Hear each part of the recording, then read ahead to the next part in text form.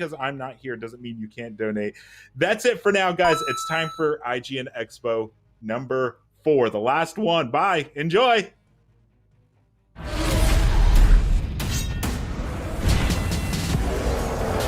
Welcome to IGN Summer of Gaming Expo. We're rounding up brand new gameplay, next-gen first looks, and got the developers to unpack the secrets behind their latest projects exclusively here on IGN. Fourth meal, The Four Musketeers, Godfather 4. The number 4 is synonymous with an extra helping of goodness, so we couldn't help but wrap up our IGN Expo showcase with just 3. It's time for the kick-ass post-credit sequence you didn't know you were going to get, and today's helping is the biggest one yet. In addition to plenty of brand new trailers and announcements, we'll be getting hands-on with some highly anticipated games, like SpongeBob SquarePants Battle for Bikini Bottom Rehydrated, or The New World, Amazon's upcoming MMORPG. And those are only the titles we're allowed to mention. There's so much more we're intentionally hiding from you, on purpose. So strip down to your skivvies, crank up the heater, and throw some sand on the floor, because IGN's Summer of Gaming Expo 4 starts right now.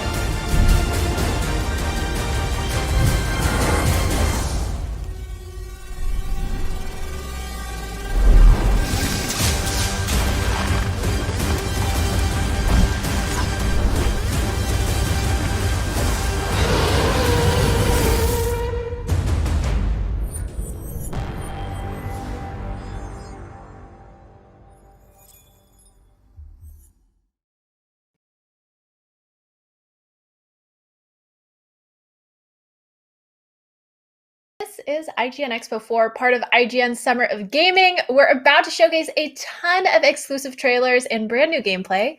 I'm Cindy Goodman, here with Max Scoville and Damon Hatfield. Thanks, Sid. Happy to kind of be here via webcam. You can watch all of our Summer of Gaming content wherever you stream IGN or live on your TVs by tuning into IGN One on your Samsung TV Plus. Also, all Summer of Gaming long, IGN is asking you to give to the World Health Organization and the Bail Project in support of Black Lives Matter. The COVID-19 Response Fund is dedicated to studying, tracking, and combating the coronavirus pandemic. The Bail Project is a nonprofit that pays bail for people in need, reuniting families and restoring the presumption of innocence. And by donating, you'll have a chance to win codes for games like Resident Evil 3 or swag from companies like Bethesda. And donors who give more than $50 will have a chance to win a custom Summer of Gaming Xbox One X. Be sure to click the donation links in the description of your video player or go to donate.ign.com for more information on how and where to give. For even more Summer of Gaming goodness, download the TikTok app, follow IGN, and check out the IGN Summer of Gaming hashtag, where you can watch along with live events, submit your very own Summer of Gaming moments, reactions, and plays. Or leave us a yappa in the comment section of IGN.com, and your yap could wind up on the stream. Now, let's get the expo rolling with today's crop of fresh trailers, only here at IGN Expo 4.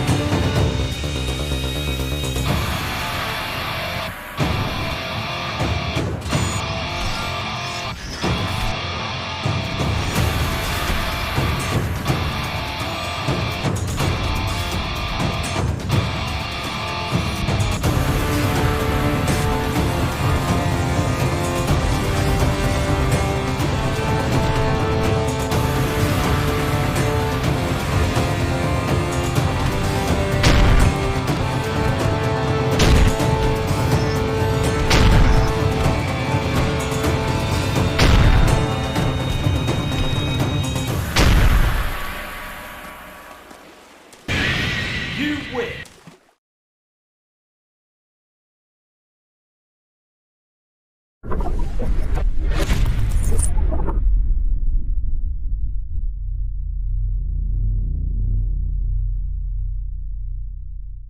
I have imagined it, our downfall, 1,000 times, but it still breaks my heart to hear the truth of it.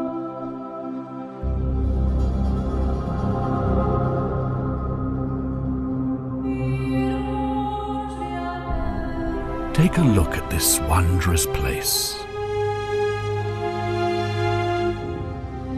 Complete strangers brought together by the fates, to live out our days in a paradise we can never leave. And in all our time together, not a single crime has been committed. Our bond is as simple as it is terrifying. If even one person commits a sin here, every last one of us will die. We've come to call it the Golden Rule. Every moment we're walking on eggshells, and I have grown more and more afraid that our time in the sun is almost up. Someone is about to break the Golden Rule. I need you to talk to my people, help them win their trust, figure out who is about to end our lives, and by any means necessary, stop them. If all else fails, and our darkest fears are realized, I will use my dying breath to give you a second chance. The fate of this city is in your hands.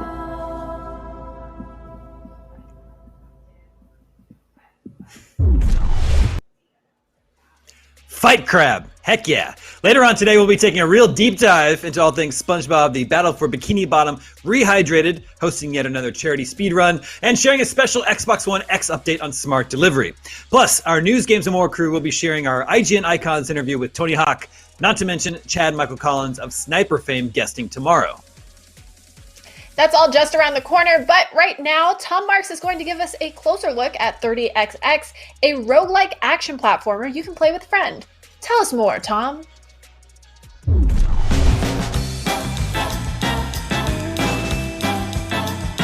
Welcome back to check out this game on IGN Summer of Gaming, highlighting exciting, under-the-radar games worth your attention. As a sequel to the excellent 20XX, the aptly named 30XX keeps the original's infinitely replayable roguelike Mega Man concept, but expands it in just about every way imaginable. Check out some exclusive new gameplay from 30XX's Clock Tower themed level.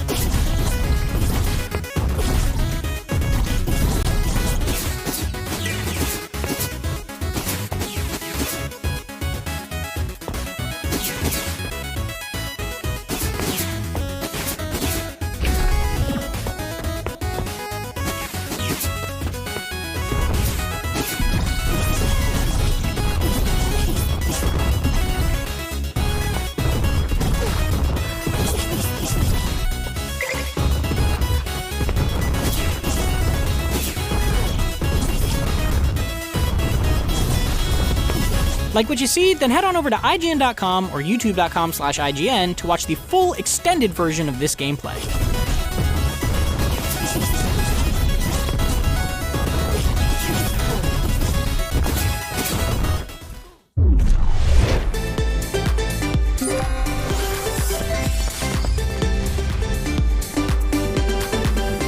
We are going under the sea for a very exciting adventure with Martin Kreischer, producer from THQ Nordic. Thank you so much for joining us today.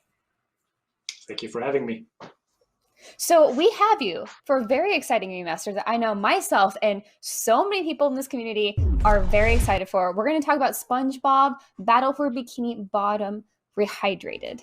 Exactly. So it's the remake of the 2003 classic 3D platformer set in the SpongeBob universe. Probably, arguably, the most beloved SpongeBob game of all times. I mean, you're not going to get any arguments from me. Did you guys anticipate the excitement for Battle for Bikini Bottom Rehydrated? Because, like, it is kind of insane how... I know people in my office as well were just, like, freaking out. I mean, I know this is something that I played a lot as a kid, and I adored this game. And, like, hearing that it's coming back in, like, a gorgeous remaster like this is super exciting. We did anticipate it to a degree. I think on that level of excitement is always something you hope for, but not 100% anticipate, because after all, it's a genre that some may say that for adults isn't, it's not what you play regularly. But I think that's also the strength. There is not that many 3D platformers out there on all these platforms, and it's just one of the best ones that was ever made. And there's just also not that much next-gen content that features SpongeBob, and he's just one of the most beloved characters of all time. So I think this all came together to create this amazing momentum this wave we're riding. And yeah, we're just very happy that the fans are happy, that the fans of the original, of the series, that everybody's happy and excited, and looking forward to being able to give this to the players. I think one of the coolest things about this game, too, is that it really touches on a point in SpongeBob history that everyone really loves and is fond of. And, of course, kind of like the originals, like, SpongeBob is still going. And I know in previous interviews you guys said that you're trying to incorporate some of, like, the more modern art style as well and bring a little bit more vibrancy to this, correct? Yes. So basically, the game is from around Season 2. So this is really the golden age where Steven Hillenburg was still helming the series, who unfortunately passed away, the creator of SpongeBob. And we updated, of course, the art style to the way that current also children experience SpongeBob. And we added little hints to newer seasons, little, handsome Squidward or stuff like this. So the classics from later episodes, but the story and all the setting and everything is really from that time. And that's honestly just such like a great way to merge both fandoms. I guess like the older and the newer, because the diehard old fans are just probably rewatching the first 3 or 4 seasons and then calling it a day. But there's so much more to SpongeBob. I actually was watching it recently just to kind of like see like where's SpongeBob these days, and he's still in a really great place. So it's cool to see that you guys have found like really fun ways to integrate both. So right now we are looking at this level, Downtown Bikini Bottom. It's really good to see it in all of its glory. So I'm actually originally from Texas, and we're not at the Texas part yet, or the sandy part. So I was super excited to see her in action, and of course swinging on the little Texas symbols throughout the level. What do you guys like about this level in particular? Well, first of all, it's the first moment where you, as you say, can actually experience Sandy with all her cool skills and her lasso and all this kind of stuff. So this is actually also the first time we're showing this in a big way. And because she's basically, I think combat-wise, she's probably the best character in the game. With her lasso, she can lasso people from far away and all this kind of stuff. So this is pretty exciting about it. And apart from that, it's also one of the most iconic locations because it's just it's downtown Bikini Bottom. So it's the houses that you just, they're ingrained in your mind from watching the series. These are those typical metal houses that look a bit as if they were built from broken submarines and stuff like this.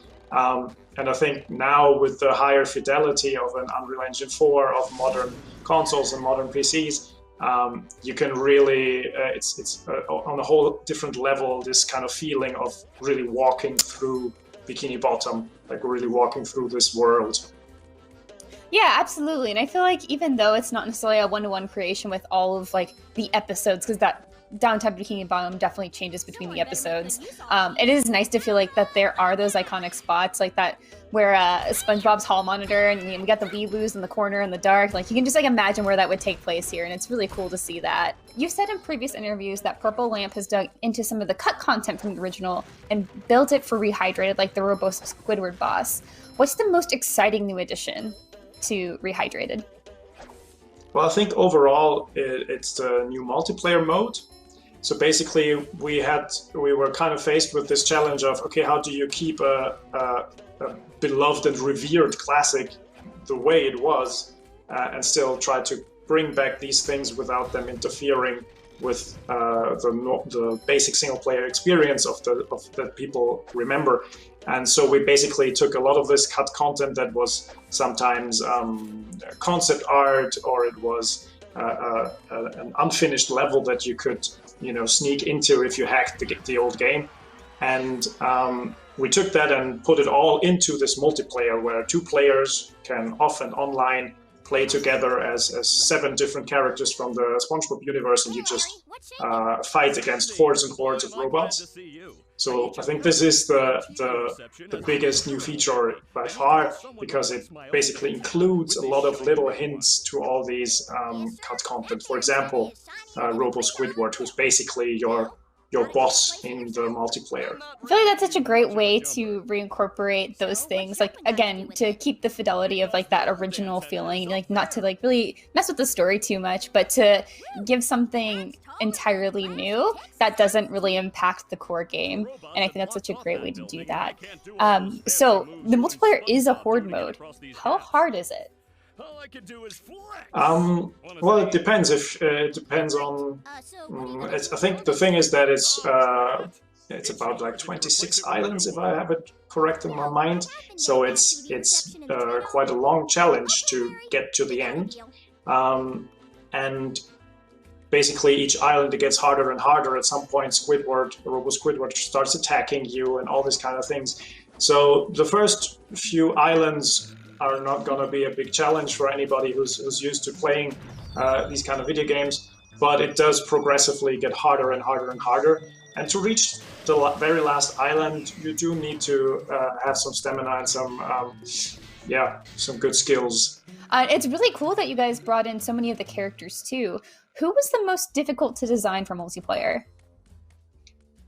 Well, I have to speak for the developer there a little bit, but I think it's since they have all the everybody has one normal attack and one dash attack, and then it was mainly also about deciding what kind of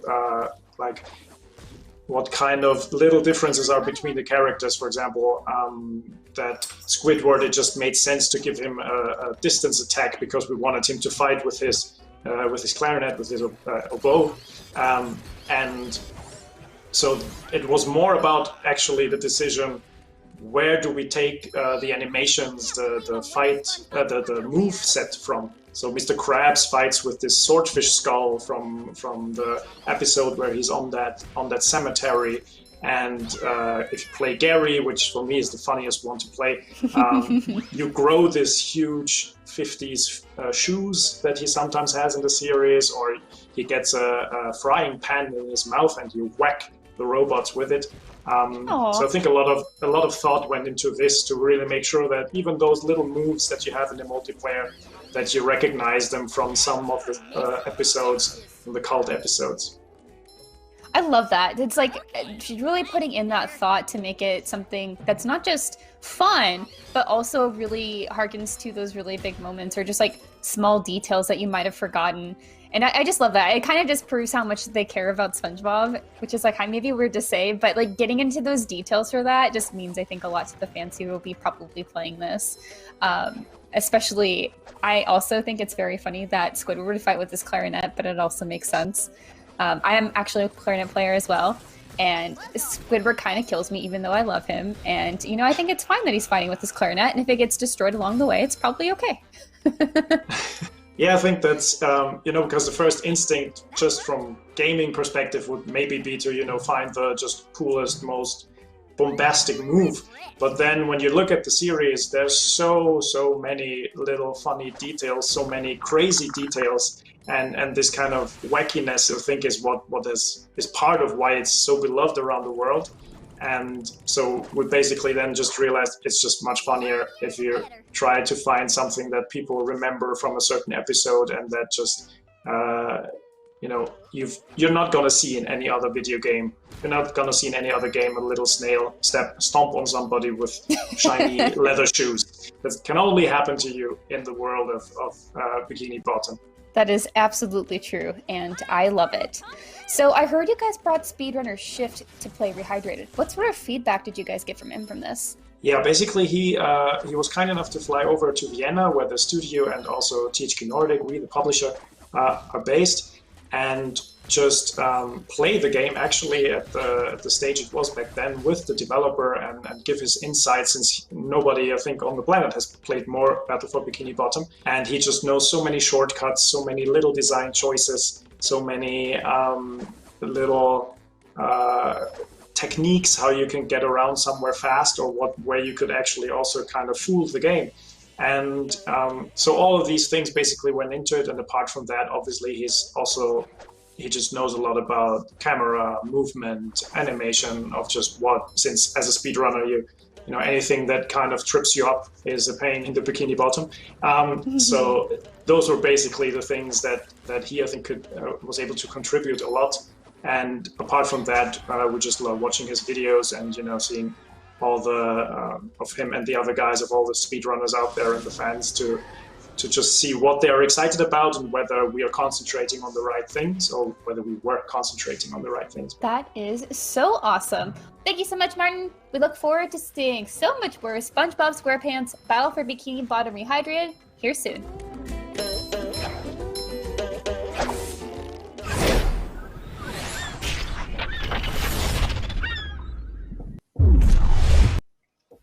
We have to take a quick break, but stay tuned for an inside look at the new game, New World's new mode, War Mode. It's all new.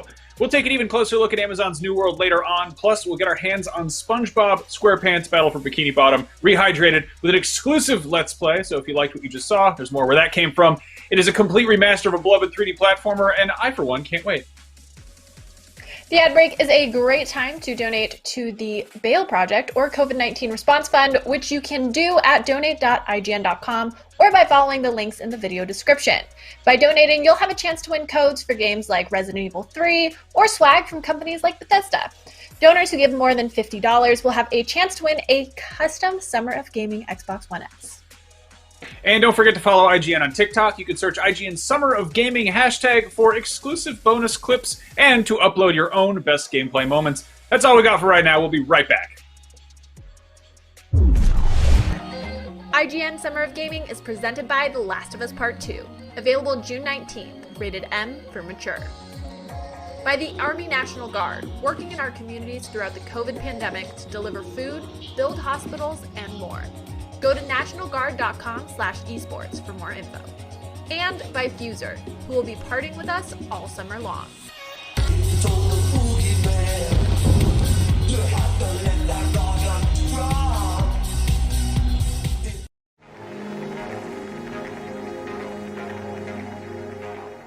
The next generation of video gaming is on the horizon, and IGN is here to bring you the latest PlayStation 5 and Xbox Series X news and analysis in our new weekly show, Next Gen Console Watch 2020. We'll bring on the experts to discuss and analyze all the latest developments around these new consoles. From frame rates, services, features, peripherals, and even all the new tech jargon, Next Gen Console Watch 2020 will keep you up to speed on everything leading up to the next generation of gaming. Join us every Friday for a new episode. Not only is IGN the world's biggest media brand for games and entertainment, but we also have a team of some of the world's biggest fans of your favorite franchises.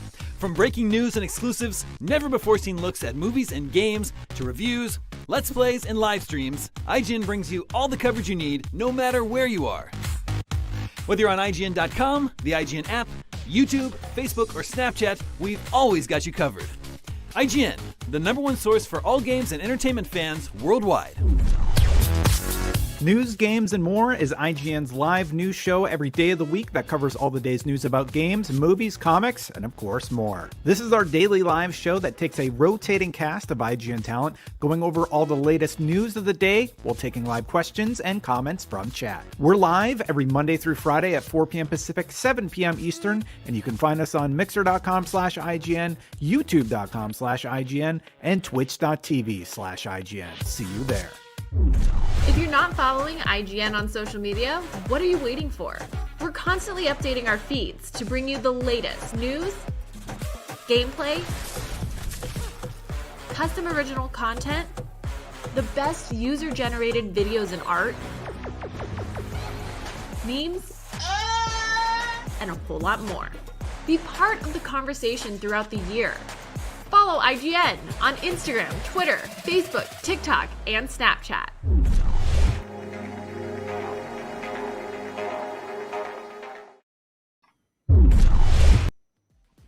Welcome back to IGN's Expo number 4. Do you remember when you do that? Oh wait, that's not 4. It's fine. Where we're premiering the latest game trailers and getting you first looks at fresh new gameplay like New World. New World is a game designed to be played with other people, and War Mode allows for epic 50v50 action. So we sent in Mitchell Salzman and Nick Lamone to fight for opposite sides of a 50v50 match. And let us know what it's like on the front lines. Let's play New World War Mode with Nick and Mitchell. Where's Mitchell? Oh, I killed Mitchell! I sniped him! Burning oil, here we go. Yeah! Oh no! Yeah! What is up, ladies and gentlemen? My name is Mitchell Saltzman, joined by Nick Lamone.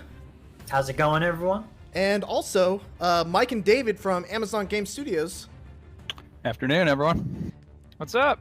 And today, we're going to be doing a Let's Play of the War Mode in New World, a game that's coming out rather soon, actually. So, Mike, Dave, why don't you give us a quick walkthrough of what this mode is? Yeah, so War Mode is how we determine who owns a territory. So when one company owns a territory, another can declare war on it, and then they fight it out in a 30-minute battle. As an attacker, your goal is to first capture the 3 points around the fort. Once those are captured, then you breach the walls and then go in and try to capture the flag. So as a defender, we don't like Dave and his team doing that. So what we're going to try to do is prevent them from taking those capture points by setting up our own siege weaponry, which we set up through town projects and various other things. But we want to keep those up, and we want to stop them at all costs from taking those points. Because if they take those points, then they'll be able to batter down our gates and then eventually try to take the fort itself. All right, and Nick and I are going to be on separate teams. We're going to be coached by Mike and Dave. Dave is going to be on my team. Mike is going to be on Nick's team. And Nick, I like you a lot. I just want to say that. Don't lie to me, Mitchell. No, this is true. No need to lie on camera. This is true, Nick. I like you a lot. But as much as I like you, I like winning more. And I hope you're going to be okay with that. I hope we can still continue to be friends after this. We'll see. All right, so this time we're on the attacking side. So you'll see once the gates open, now our job is to try to capture all 3 points to unlock the doors. So. All right, I'm following you, David. So wherever you go, I will go with, unless, and this is a very, bolded unless, if I see Nick and his dumb little face. I'm a tanky boy. I'm sorry, I'm going to have to go and follow my heart. So what we want to do is defend the control points. Now we want usually anti-infantry weapons, so basically we'll want to use like the repeaters. We'll use the cannons and ballistas against their siege weapons, because that's what's going to do more of the structural damage. Where are you at? Let's see, I'm at the very top of the structure. I see you, I'm dropping down. And so anytime we want to enter or exit a gate, when we're ready to go and we unleash hell. To war! We'll press E to open. Oh, I have to hit E. All right, I'm still following you. This is still good. Here we go. All right, don't be distracted. We're going to the point. All right. So as we stay on the point, we'll start to capture. Oh, wow, there's a lot of them on top of B. We got to get in there. Yeah, there is. All right, we're halfway there. Stay on point. Definitely need our healers up front. Oh, we lost B. All right, we got B. I'm going to tell the army to go for C now. So that means they can go through our main gate, right? Not yet. They need to take more control points. All right, head towards C. I'll meet you there. Heading towards C. Oh god, I'm getting hit. Leave me alone. I'm gonna go to A since I don't see anyone there. All right, I'm heading towards you. I only see a Healing up. small handful. There's still people fighting around that main control point. That's fine. It's fine. Let them do that. I keep missing my siphon on you. Hey, It's still you're a helpful. healing It's still lady. helpful. We're looking strong in C. A's looking pretty clear as well. They're too quiet though. I don't like it. All right. I'm gonna buy a couple Inferno traps and place them around here. Okay, same. I'll do that as well. Oh, I'm doing there's good. so much going on right now. That's a quarter of the way. Okay, I see them coming to A. Okay, so you can't build directly in the circle, but you can build around it. Oh, good right, melt. so Good melt. Their bowman's down. I can't block forever. Oh, I got you. Oh, run. I'm running. Ah, nice. I'm right behind you. You're safe. Okay. Drink a potion. One more. And then let's head towards A. All right, where's A? I'm just in front of you. Oh, they got C, so everyone on A. All right, good. We took that down. I'm going to A right now. If you need an auto run, just hit equals. I haven't Don't seen be Nick tempted. anywhere yet. Yeah, unless we see Nick. There's Alpaca, B-Space, Snickerdoodle. Oh, focus on nice shot. That one's almost dead. Ah, man. Missed. Oh, man, everyone's raining down over here. It's getting wild. Leave me alone. Oh, backstabbers. It's Nick. Oh, Nick's killing me. Help me. Where is he? I don't want to die to Nick. Drag him back over towards A. Drag him back over towards A. Come on, Nick. Full life. You got nothing. Ooh. I'm getting wrecked right now. Okay, I'm retreating. Oh, he's running. Oh, you're running. Where you running from? Going back. Oh, no, I'm a dead stuffster. Oh, he's down. Where'd he go? Did I lose him? Right here. Oh, I just got a message. Killed Advent Nick. I got taken out. All right, David V, I'm taking this seriously now. As long as Mitchell didn't do it, it's fine. Well, it was worth it in the end, but I think I'm going down right here. I gotta run. Ow! Oh, I'll take it. I'll take it. David V got the last poke in. Oh, Dave. I'll remember that. Oh no, I'm down. Oh no. All right, David V, I'm coming for you. This is what you get. There you go. Oh, he's there dead. you go. How do you like that, huh? Oh! Oh no, killed by Advent Nick. Oh no. The retaliation. All right, back in. Get Killed that Fade. back line. Oh, I see Nick. Put him down to heal right here. All right, up in the right corner of your screen, you'll see how many battle tokens you have. If you need 132. to, go ahead and buy some either Chase Elixir, which is really good, or I'm sorry, Cleansing Elixir, just in case you get slowed. We'll try to hang back. If we can clear this guy out of here, I can try to put some siege damage on him. Oh, shoot. All right, I'm gonna try to. Very close. All right, fade down. Good. I need 4 more tokens to get another siege barrel. Once you get a barrel, see if you can get up close by those weapons up top. Gotcha. We need to take those out. We just shoot these powder kegs? Yeah, once they're right, you can either shoot them or ignite them, like walking up to it and interacting with E, and then it'll set down a timer. If you shoot them, it's like instantaneous. Fuse is lit. There you go. So do you think I should be in the thick of it, or should I be hanging back and dropping just fireballs?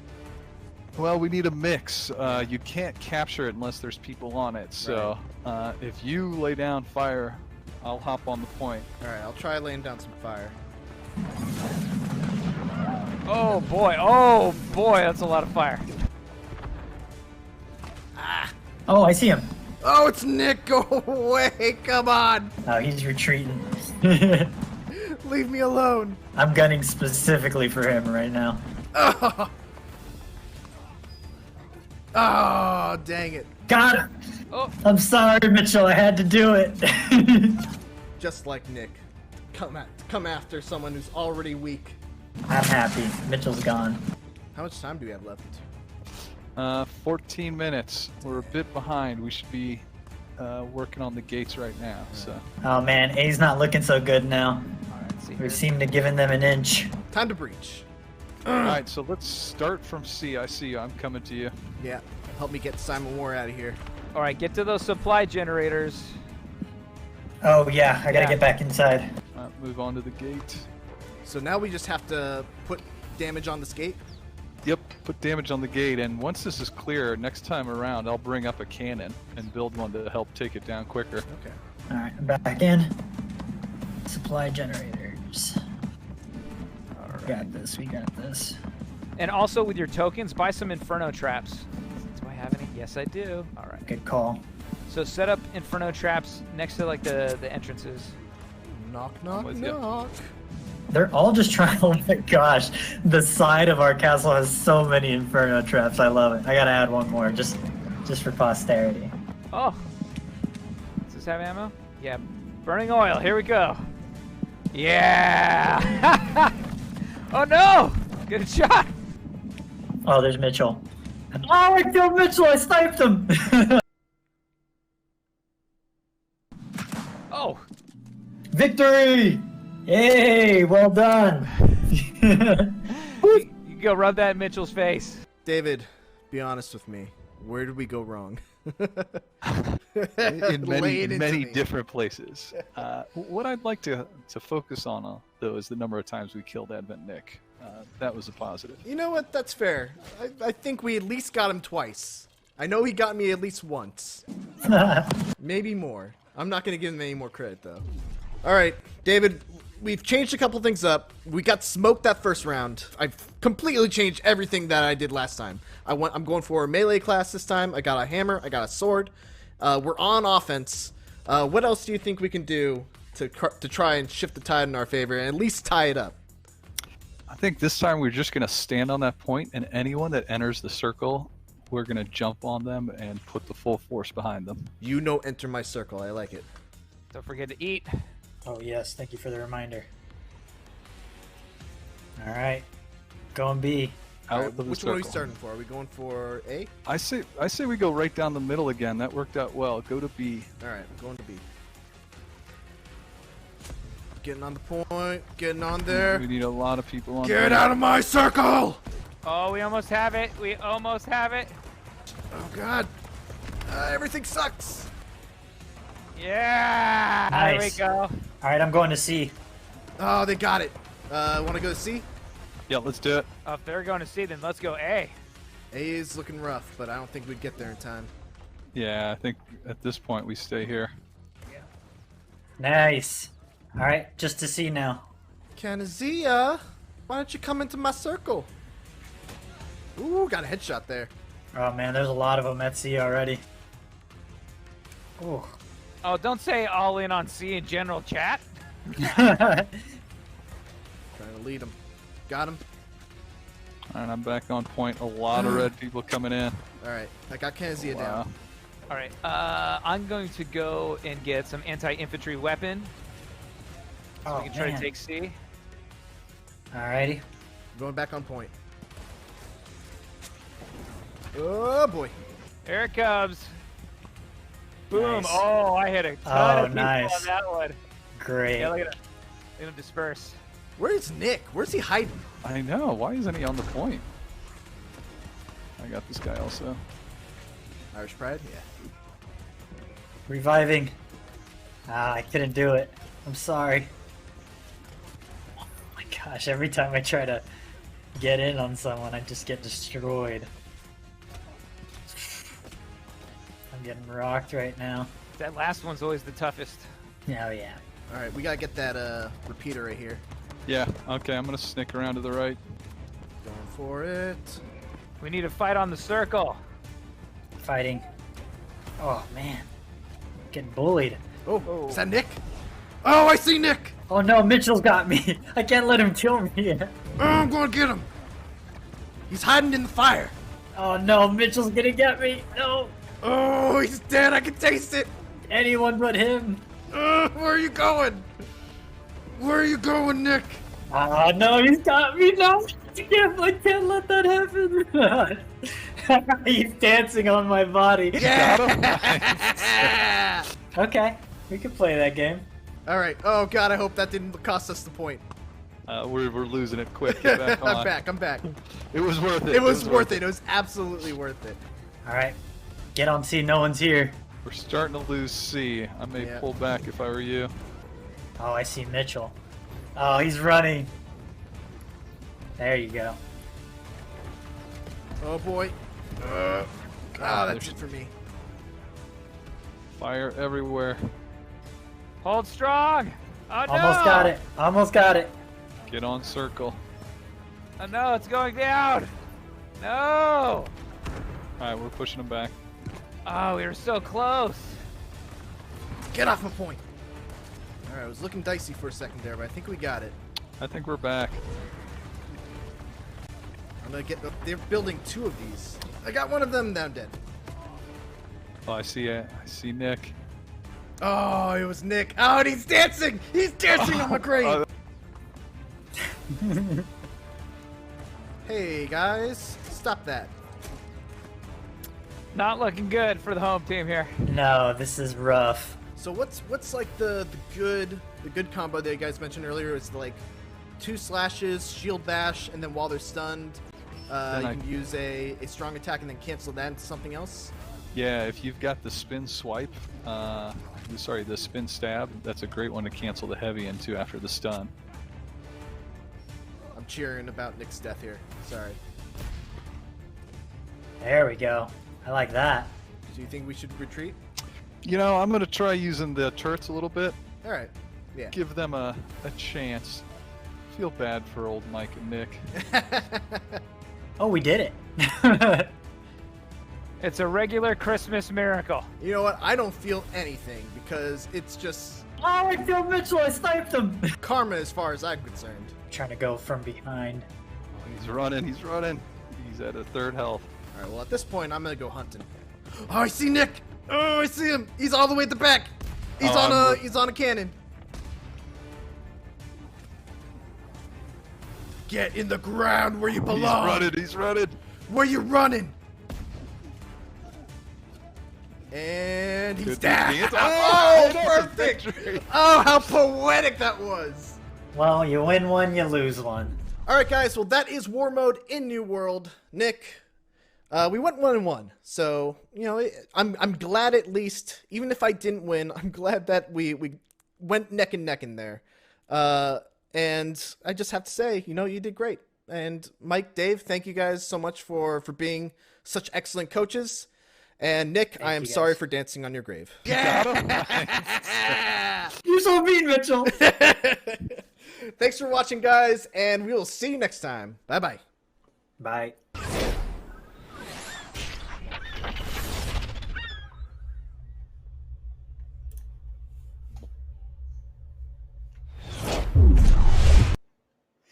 Now that you've seen what New World is all about, let's join Sid and one of the game's developers to find out more about this ambitious project from Amazon.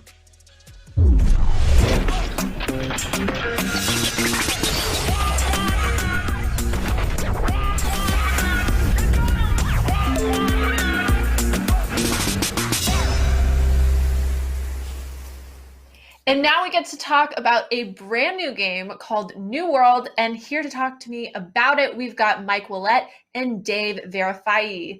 Hi, guys. Welcome. How's it Thanks, going? Sydney. Great to be here on the Summer Gaming. Yeah, I'm excited to have you here. So let's just start at the top. For people who don't know, what kind of game is New World? What can players expect when they get their hands on this? Yeah, New World is an open world MMO. It's set in the age of exploration in the 17th century on this beautiful but dangerous island called Eternum. It's got this great blend of directed content with quest chains and deep story, as well as lots of opportunity for emergent gameplay with open world systems like the territory control system, a player-driven economy, housing. And underneath that all is this really cool action-based combat system and deep progression that sort of keeps the moment-to-moment gameplay fun and engaging. Mm-hmm. And so how does New World set itself apart from other fantasy MMOs? I know you kind of started outlining some of the things, but if you want to get a little bit deeper, maybe into the combat aspect.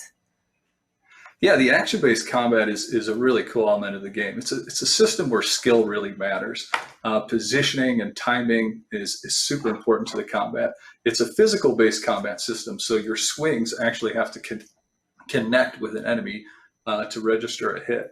There's also a lot of defensive options, so it creates this really sort of cool dance between the attacker and the defender, where there's momentum during the battle. And it's a really sort of strategic system also, where your gear choices, how you sort of specialize your combat abilities, all makes a big difference in how combat plays out. Mm-hmm. Now, how did you determine which typical MMO conventions to keep and what you and your team wanted to innovate on? Yeah, I think, MMO players have certain expectations. I think a big part of the game that everyone likes is the sort of progression systems, leveling up your character, seeing that advancement of your character, both in terms of their abilities and their gear and all that. So those are parts that we really wanted to keep. We also like the sort of the stories that MMOs tell, and New World I think has some great story and quests behind it that Mike and his team have worked on a lot. He can dig into those. So those we really wanted to keep, but on top of it, we really wanted to add a little more open world elements and opportunities for players to create their own stories in the game. And that's where things like the territory control system, where players can take over one of the 11 territories in the game and sort of own that territory. They can set their own tax rates. They sort of act as governor of the territory, and that creates really cool storylines where different people want to overthrow governors that they don't like.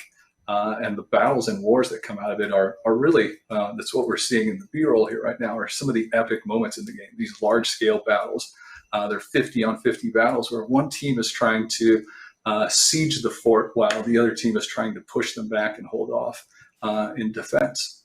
Yeah, I'm so glad you referenced this B-roll, because what we're watching is War Mode, correct? Can you maybe tell us more about what exactly War Mode is?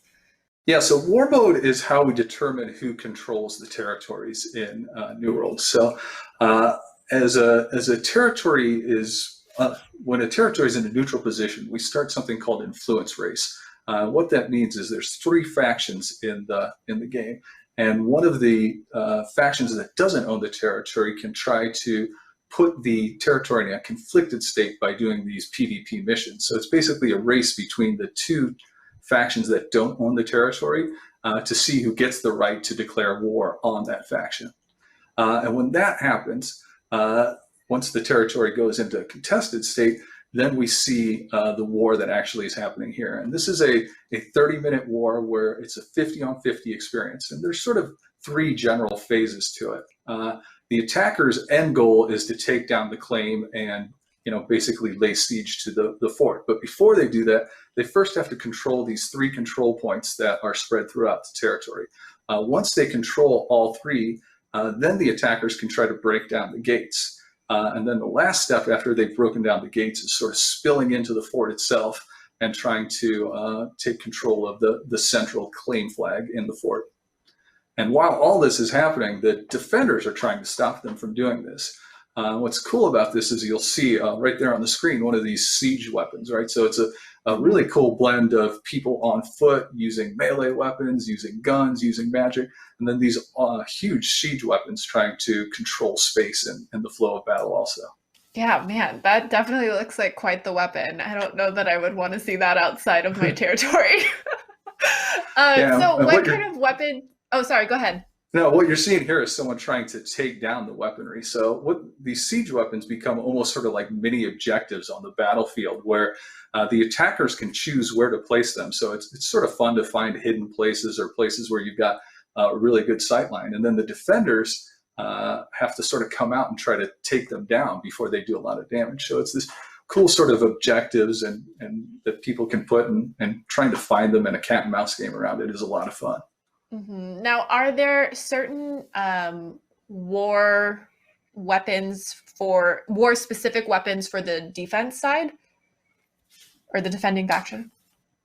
Absolutely. So the defenders on top of their fort in the bastions, you'll see they have a variety of siege weapons, and some of the cooler ones that only the defenders have is this huge horn, and when it rings, it provides a buff to everyone on the defending team that makes them heal and makes them stronger. And it just creates this sort of cool visual when you hear the horn, everyone charges. It's sort of a really cool moment in war. They also have vats of hot oil that they can drop down, flaming oil, on the battlefield right under the doors. So those can be effective in combat also. Those definitely sound very effective. So you were talking about the steps for preparing for war and how there's kind of missions or quests that maybe you need to do in order to activate or start the war. Can you kind of take us through that? Absolutely. So there's two main elements. As the defender, one of the things you want to do is upgrade and build your fort. So as you own a territory and are trying to protect it, you can do what we call town projects, which are basically projects that the governor starts, and then anyone in the territory can contribute to the progress of that. And various projects will upgrade the strength of your walls, will upgrade the strength of your defenses. So governors can sort of choose which elements of defense they want to work on first, and then it brings together the whole territory to try to upgrade the town and get ready for war. So that's what the defenders are doing. And then, as I said, for the offensive side, it's sort of a race between the two factions to determine who gets the opportunity to go to war, because everyone wants these territories. They're highly sought after, they're limited number, and if they're popular and well run, you can make a lot of money from them. So the opposing factions both want to take these territories, and the influence race basically is a race where both factions are doing missions. These are PvP missions, so you have to flag for PvP, which puts you at additional risk when you're doing them. And when you're flagged, you have to run these missions, and basically the side that runs the missions most efficiently and gets the most done wins the race and then has the opportunity to declare war. Mm-hmm. Wow. Well, Mike, now we've talked a lot about PvP. Can you tell us a little bit about the PvE elements of New World? Sure. As Dave said, you know, as we've been developing thing, we do have lots of quests and missions that like take you out to explore elements of the world.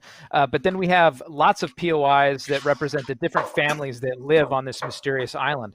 So the main groups that we have are the Corrupted, which are the kind of like the evil red dudes that you see everywhere that are overrunning the island, and kind of the whole mission that you're kind of like undertaking is to fight back and discover what this mysterious group is all about.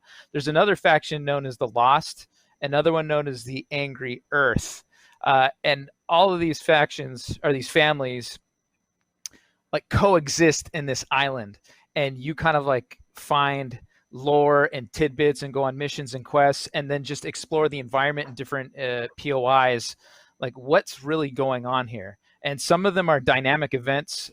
We have corrupted breaches, and I don't know if Dave alluded to it earlier, but we have something called invasions where forces actually come to assault your fort and try to take down your civilization. Jeez. Well, this is definitely not for the faint of heart. But thank you so much for walking us through that.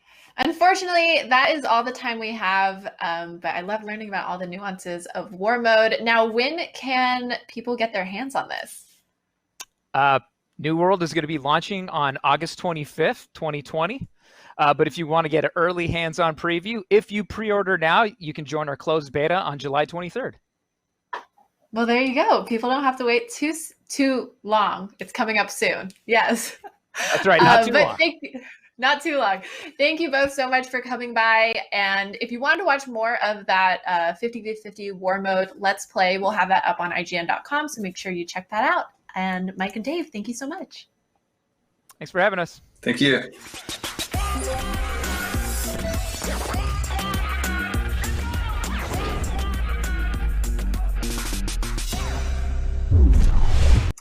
We've got to take another quick break, but stay tuned. We're just shy of learning all about Solasta, Crown of the Magister, a Dungeons & Dragons-inspired tactical RPG. And later, we're popping the hood on the Xbox Series X to see how smart delivery works. And you know, an ad break is a great time to donate to the Bail Project or COVID-19 Response Fund, which you can do at donate.ign.com or by following the links in the video description. By donating, you'll have a chance to win codes for games like Resident Evil 3 or swag from companies like Bethesda, and donors who give more than $50 will have a chance to win a custom Summer of Gaming Xbox One X. IGN Summer of Gaming continues right after this. IGN Summer of Gaming is presented by The Last of Us Part 2, available June 19th, rated M for mature.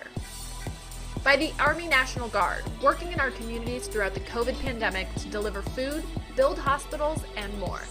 Go to nationalguard.com/esports for more info. And by Fuser, who will be partying with us all summer long.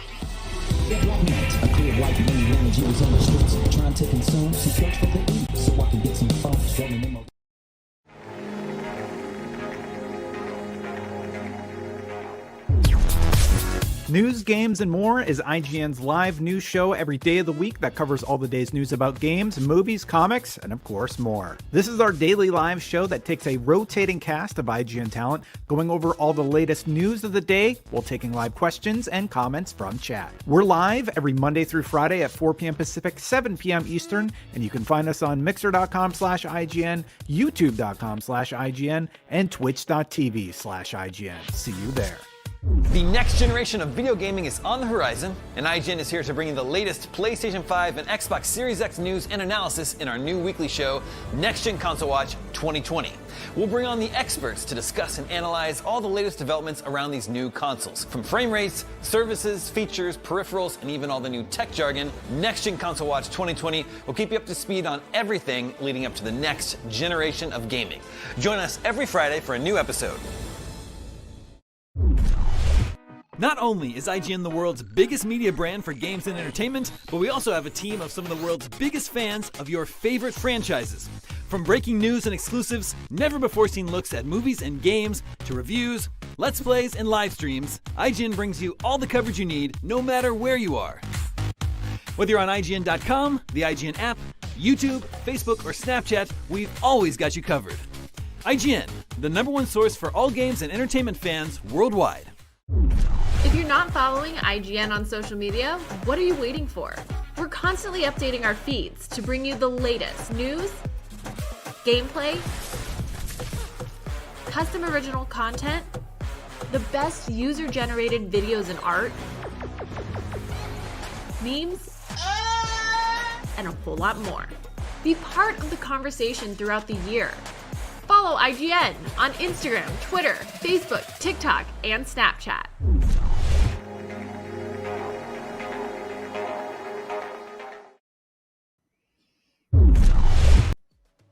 Welcome back to IGN Summer of Gaming and IGN Expo number 4. In a little while, Tom Marks will introduce us to Dead Static Drive, an atmospheric road trip across America set 1 month before the apocalypse. But first, Solasta Crown of the Magister is a tactical combat RPG that draws heavy from Dungeons & Dragons. Damon had a chance to chat with one of the developers. Let's go check it out.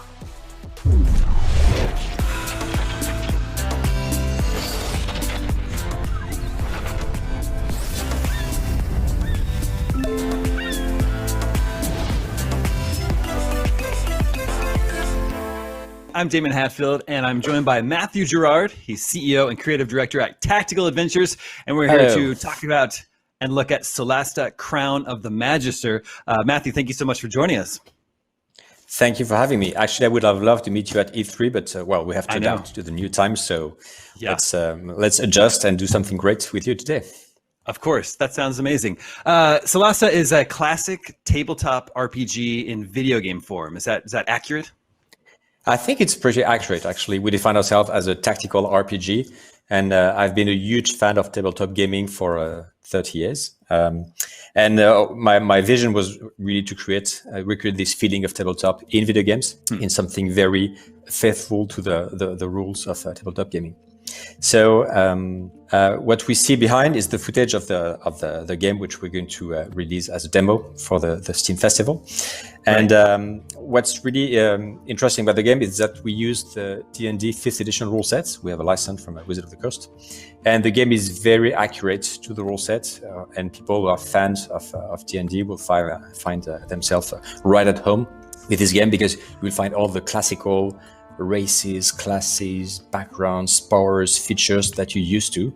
But also, The game has its own universe called Solasta, and so we added our own races, classes, and special content. So people that are familiar with Dungeons & Dragons should feel very familiar to them, but what about people who haven't played D&D? Well, I would say that the 5th edition is a very good balance between simplicity and customization options. So it's not the most complex of editions. And also we have lots of tutorials and introduction sequences. And again, also the interface is really streamlined so that it's easy, natural, and fun to use. So here I think we're seeing, we're rolling a character. Yes, absolutely. You have the different stages of the character, race, class, lots of options. For the background, you can also customize your personality. That is at the bottom left, you can see the personality flags, which will define how the character reacts during the cutscenes. And also what is really interesting in the game is that you play a team of 4 characters, not just one, plus henchmen. So you're going to create a full party of 4 characters with complementary skills, powers, abilities. So it's really, you're going to take advantage of all the rules at the same time when building a party. So you create your characters, create your party, but what's the sort of overall story that you're telling here? So the story is it's a story. It's an epic story of saving the world in Solasta. So Solasta is an ancient universe. In this world, the kingdom of the elves was destroyed by a cataclysm. Shortly after, the humans came from another world, another dimension. And somehow, after this cataclysm, the world reconstructed. But there's some pretty bad stuff going on in the area called the Badlands. And the main goal of the player in the campaign will be to find out what's happening, which ancient evil is appearing. And so his party of 4 characters is going to meet different NPCs, monsters, dangers, strange fortresses, all of that, exploring the world of Solasta. And actually, it's one of the goals of this game is to discover the lore and the specificity of Solasta. So I think we're seeing some combat here, and I think you've put a lot of work into making dynamic environments and also vertical environments for combat. Is that right? Yes, because I'm a big fan of D&D rule set, and I think sometimes it was overlooked the fact of having the ability to use torches, light sources, or darkness spells, and also sometimes flying around, levitating. So we've put a huge effort in simulating a cubic world made of cubes, like Minecraft somehow, which allows us to have all these different motion mode and also lighting simulation, depriving the enemy of his senses. Even some enemies are afraid of light and can be it can be used as a weapon. So really, the environment it's useful. You can shove enemies from a platform. You can knock them down. You have lots of options, and it's not only using a longsword or firing a fireball. It's really a very deep turn-based, cell-based game that we built. Yeah, I appreciate the fact that you can sort of knock enemies around the environment. Certain parts of the environment can be destroyed. So it seems like you're going to have a lot of options, different ways to approach combat. And you have interactions. When you cast a burning hand spell, you're going to light torches, or you can have stuff which explodes, etc. So there's a lot of interaction between you, monsters, objects in the game, in exploration as well as in combat as well. So the 4 characters that you create at the beginning of the game, are they in your party the entire time? So it's not a situation where as you travel around, you're meeting new people who are joining your party? No, it's your party. So again, I want to reconvey the feeling of tabletop where you have this party of 4 characters interact together, doing the full adventure together. So if one of them dies, obviously you'll have to find a way to revive him or her. And there's lots of options to do that, but you cannot change the character because it's his or her adventure, and he has to stay with the team the full game. Sure. So as you were mentioning, Wizards of the Coast granted you the license to use the D&D 5.1 rule set. Is that unusual? I guess I can't think of a lot of other examples of video games that are using the official rule set. Actually, I don't know. To my knowledge, we're the only one, but I'm not sure about that. So it's a great opportunity because the SRD, the System Reference Document, it's a huge PDF file of 400 pages with all the classes, spells, races, magical item, monster. It's huge. Of course, you don't have the copyright content like the universes or the heroes, but it's still a huge content. Yeah. And very familiar to what people are used to. Sorry. No, it's okay. Are we seeing some sort of exploration here? Yes, so exploration is real time in the game. So you will have your allotment of traps, magical puzzles, hidden dangers, etc. You have some looting. You can detect magic on objects, identify them. All of what you would expect in a full-fledged RPG game. Each character has its own advantages. So when you're going to inspect a strange totem or statue, the one with the highest history score is going to do the check. When you want to disarm a trap, the rogue obviously is going to be more effective. But what is really interesting in the game is that you are completely free to create the party you want. And it's actually a treat for us, because if the player wants to make 4 halfling fighters for the whole game, he can. It's not the best thing he or she could do, but it's a possibility. So again, the game is reacting during the cutscenes, during the combat, etc., during the exploration to whatever the party has selected to have in his party. So it's a big challenge, but actually the benefit is that when you play the game, you will have different dialogue lines or interactions with your party. And it looks like those dynamic environments that we see in combat also apply to the exploration, where they push a rock off a ledge, created a new pathway for them, right? Yes, and you can see on the screen spiders crawling on the walls. So obviously this is about for the monsters, but when you find some higher level spells like spider climb, you can do that yourself. So it's very cool. And it's been a nightmare, of course, for the engineers to program all the mathematics to do that. But it's super fun. And if you hit someone, it's going to fall from the wall. So there's lots of interactions and fun stuff going on, because we went, I don't know, maybe like 95% in implementing the rules.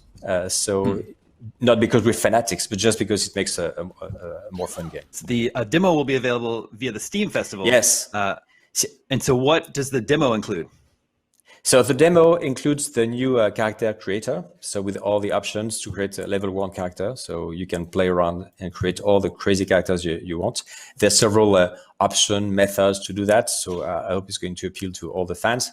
And on top of that, we also are rebooting the Kickstarter demo, which we proposed a few months ago, except it's going to have the new gameplay, new game mechanics and art and stuff. So it's almost another game, and people can show our progress and see what the game can offer. So we have both the character creator and, again, 1 hour of gameplay to check out.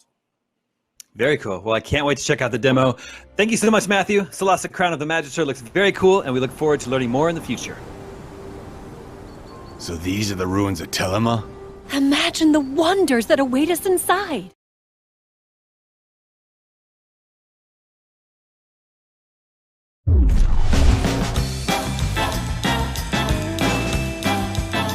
Welcome back to check out this game on IGN Summer of Gaming, highlighting exciting under-the-radar games worth your attention. This next one is called Dead Static Drive, a survival adventure game about driving, scavenging, and fighting your way through a world full of nightmarish monsters. Here's some exclusive new gameplay.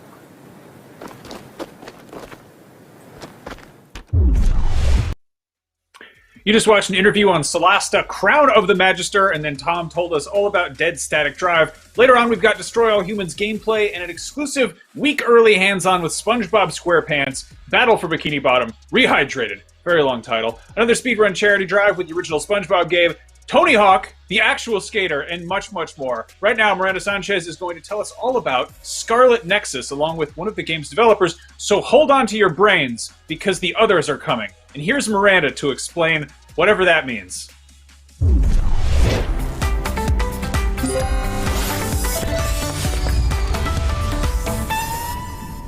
Here to talk about Scarlet Nexus with me is game director Kenji Anabuki, producer Keita Izuka, and translator Yuji Moria. Thank you guys so much for joining me. Hey, how's it going? はい、今日はインタビューよろしくお願いします。よろしくお願いします。Thank you guys for so much.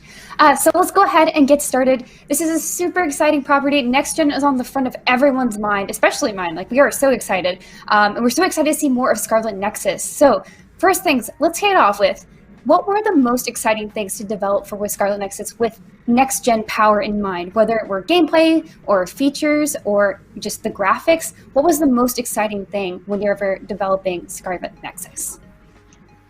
スカーレット・ネクサス、みんな楽しみにしてて、次世代コンソールも出る中でみんな、注目の作品なんですけれども、今回そのスカーレット・ネクサスの、開発において、次世代コンソールに向けた開発になったと思うんですけど、その、過程の中でなんか一番、エキサイティングだったこととか、一番楽しかったこと、その次世代コンソールに向けた開発の中で何が一番楽しかったでしょうかっていう質問です。はい、そうですね。今回この、新規タイトルとしてスカーレット・ネクサス開発していく中でですね、やっぱりその次の世代のハードに合わせてやっぱり展開していけるっていうのは、非常にやっぱり我々としても、楽しみでありました。今まさにその、開発中ではいますけれども、やっぱりそのハードの性能を生かした形でより良いこの、RPG としての体験ですね、を提供していけるんじゃないかなと思っています。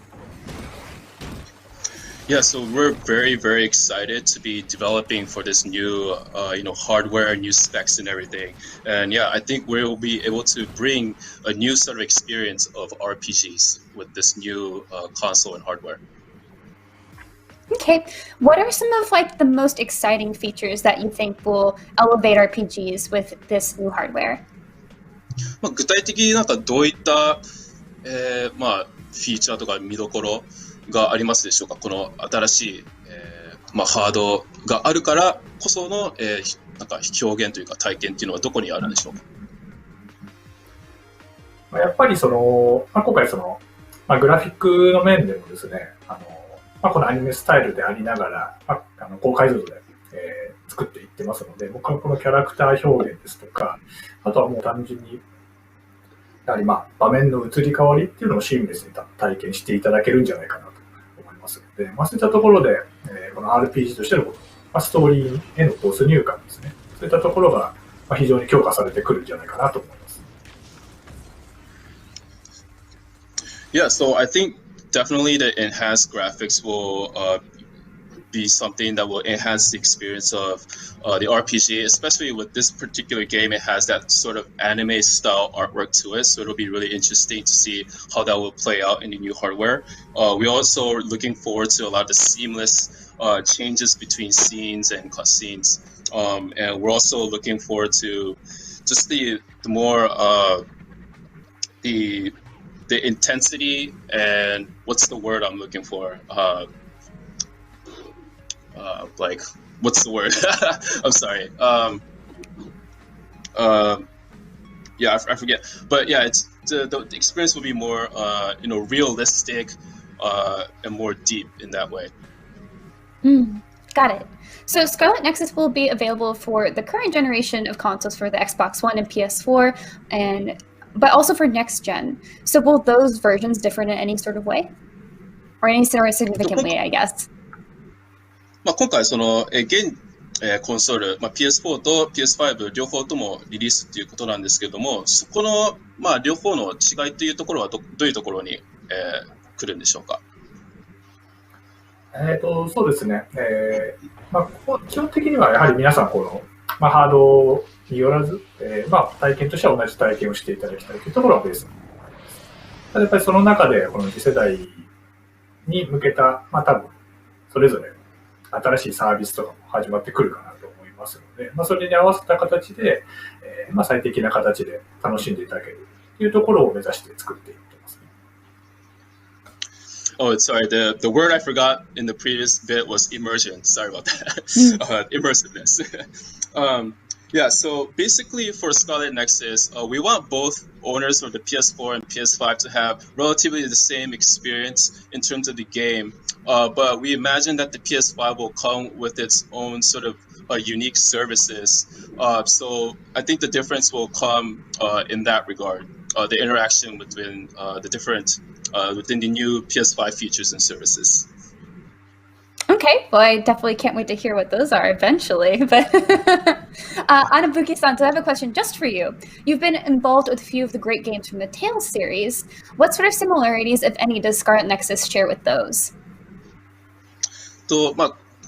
次の質問は穴吹さんに質問なんですけれども、テイルズシリーズに関わっていたっていうことで、今回そのスカーレット・ニクサスとテイルズシリーズのなんかストーリー、同じようなところがあるとか、なんか接点とかそういったところはあるんでしょうか？お話においてはもう完全に新しいものなので、つながりとかはないですね。はい。テイルズオブの開発の知見とかはもちろん生かされてるんですけど、ストーリーは全く別物で、全く別の新しいゲームとなっております。Yeah, so this game itself, Scarlet Nexus, has no real connection story-wise to any of the Tales, RPG series, but the staff members are there. So I guess the spirit of the Tales is there, but in terms of the story or any of the world settings have no relation to each other. Got it. So I read that this is a fast-paced action game, but there's a strategic element involved. Can you explain that a little bit? このゲームすごいスピーディーなファーストペースなアクションゲームっていうのを聞いてるんですけれども、それかつなんかいろいろとなんか攻略性があったりとか、そういった面も濃いっていうふうに聞いたんですけど、その面についてちょっとお聞かせください。はい、そうですね。はいはい。はい。どこまで言っていいのかな。もちろんアクションゲームとしてこだわりを持って作ってます。テイルズオブの開発のノウハウを生かしながら簡単操作で、かつ誰でも爽快感が得られるようなアクションになっております。かつ各回に対していろんな超能力を使いながら攻略できるってところにはこだわりを持って作らせていただいております。Yeah, so we did put a lot of emphasis, as you mentioned, in the sort of action elements of the game, and the staff, the guys who worked on Tales, also are using the experience that they've learned from developing Tales games into developing something that is very simple yet. It really feels good. It feels crisp and intuitive in terms of the action controls. But the strategic side will come mainly in battling what's called the others in the game. So these are the main enemies that you will encounter in the game. 今回トレーラーとかではですね、今回トレーラーとかでは、この念力を使ったアクションっていうのを少しフィーチャーしてお見せしてますけれども、それがやっぱり今回のアクションの中心に来るゲームシステムになりますが、この念力でできること、動かせることっていうのが、これからちょっといろいろバリエーションをお見せしていければなと思いますので、そういったところを使いこなして敵をどんどん倒していくというところを楽しんでいただけるんじゃないかなと思います。And then Izuka-san just added that in the trailer, there's a feature of you'll see a lot of psychokinesis and psionic abilities taking place, and that will be a big part of the action and strategy of the game. So that's something that we look forward to sharing more information as the time goes by. Yeah, that trailer was super cool. I saw him about ready to swing a train at some enemies. That looked very neat, and I'm excited to see that in action. So when can we expect to see more of Scarlet Nexus? これからスカーレット・ネクサスに関しての情報の展開なんですけども、これからまた次はいつ頃、新情報を期待できそうですか？そうですね。続々とこれから出していきますので、皆さんお待ちいただければと思います。はい。We can't tell you any specific dates, but yeah, we'll be trickling down some information to you guys. So be sure to catch it when you get it. Fantastic. I'm definitely looking forward to it. Thank you guys all so much for coming in and having this interview. Thank you, Bruce. 今日はどうもありがとうございました。はい、ありがとうございました。はい、ありがとうございました。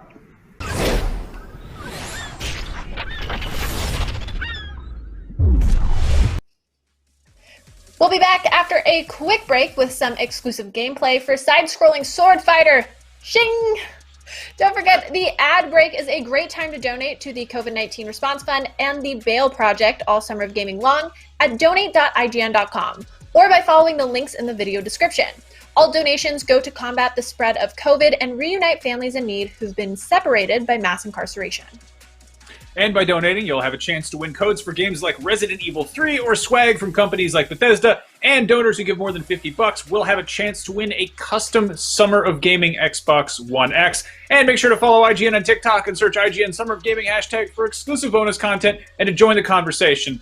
That's all the stuff we're going to tell you to do right now. Let's take a quick break. We'll be right back.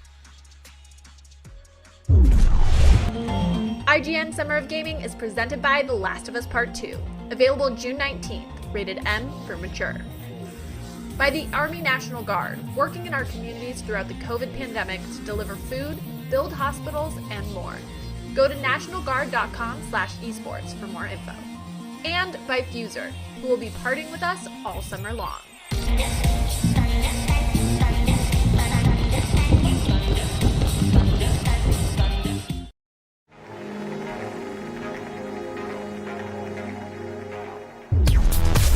News, games, and more is IGN's live news show every day of the week that covers all the day's news about games, movies, comics, and of course more. This is our daily live show that takes a rotating cast of IGN talent, going over all the latest news of the day while taking live questions and comments from chat. We're live every Monday through Friday at 4 p.m. Pacific, 7 p.m. Eastern, and you can find us on mixer.com/IGN, youtube.com/IGN, and twitch.tv/IGN. See you there. If you're not following IGN on social media, what are you waiting for? We're constantly updating our feeds to bring you the latest news, gameplay, custom original content, the best user-generated videos and art, memes, and a whole lot more. Be part of the conversation throughout the year. Follow IGN on Instagram, Twitter, Facebook, TikTok, and Snapchat. Everybody loves watching a speedrun of their favorite game. But what if you got the opportunity to peek into the minds of the developers while they watch their games getting completely wrecked? That's exactly what happens in every episode of Game Devs React to speedruns. Yeah, you can do that. Oh my god! We invite you to ride along with the developers as they react to, question, and enjoy some of the most skilled players exploiting and speeding through a game it took years of their life to create. Join us every Saturday for a new episode. The next generation of video gaming is on the horizon, and IGN is here to bring you the latest PlayStation 5 and Xbox Series X news and analysis in our new weekly show, Next Gen Console Watch 2020. We'll bring on the experts to discuss and analyze all the latest developments around these new consoles. From frame rates, services, features, peripherals, and even all the new tech jargon, Next Gen Console Watch 2020 will keep you up to speed on everything leading up to the next generation of gaming. Join us every Friday for a new episode.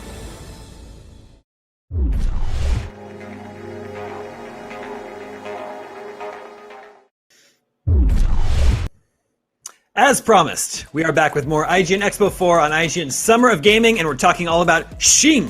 What is Shing? Well, it's a demon-slashing beat-em-up and the sound my blade makes when it thirsts for blood. But right now we're talking about the beat-em-up. How does Shing play? Well, there's only one way to find out. Actually, there's probably a few ways, but here's the one we chose, exclusive gameplay footage.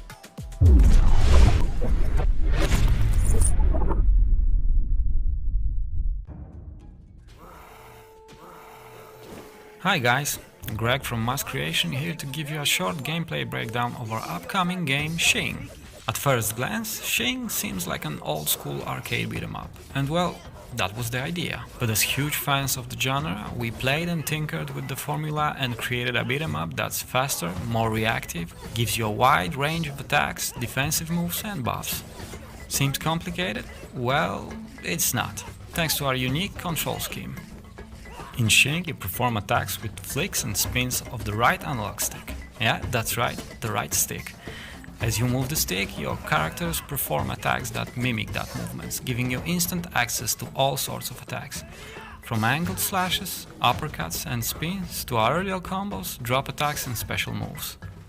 Another cool feature is character switching. Using the D-pad you can switch characters at any time. They don't share health bars, so you can treat them like 4 lives at your disposal. Switching is available in co-op as well, so we can exchange characters when you play with friends. Hi there! That's right, there's drop-in, drop-out co-op for up to 4 players. Back to switching. You can use it to extend combos, revive fallen characters, or conserve buffs for later use. Right, buffs. You've probably noticed that some enemies drop glowing orbs when they die. Buffs, or power-ups, give you all kinds of extra abilities, both passive and active. These abilities are designed not only to increase the on-screen mayhem, but to give you extra tactical options you can use to counter all kinds of enemy skills. Talking about skilled enemies, here's a perfect example. Fencer will punish players who are too passive or too predictable. To break his guard, you need to mix up your attacks, quickly react to his counterattacks, and respect the rules of one-on-one duel, because he will punish anyone who tries to interfere.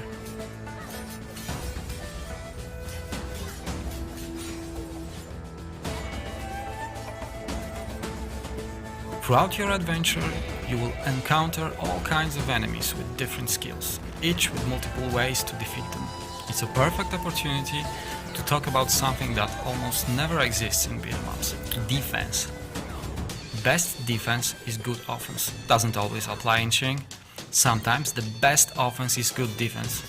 You can block and parry incoming attacks. Blocking is easier, but your guard can break if you take too many hits. Parrying requires good timing, but a successful parry will negate all damage and unleash a powerful counterattack. Or, if you parry projectiles, fireballs, arrows or grenades, a parry will send them back to where they came from. Those returned projectiles can deal extra damage, break shields or send whole groups of enemies flying, opening them up for juggle combos. And all that in cool anime-inspired graphics with tons of slick animations and special effects. All the technical tricks we had to pull off to achieve that OG arcade feel of the visuals are huge subjects for another time.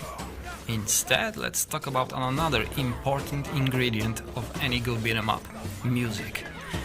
Good beat-em-up soundtrack not only gives each stage a unique mood, but most importantly gets you in the right rhythm during the fight. With good music, beat-em-ups can feel like rhythm games. There's this magical moment when you start attacking to the beat and realize that you're dancing with your enemies.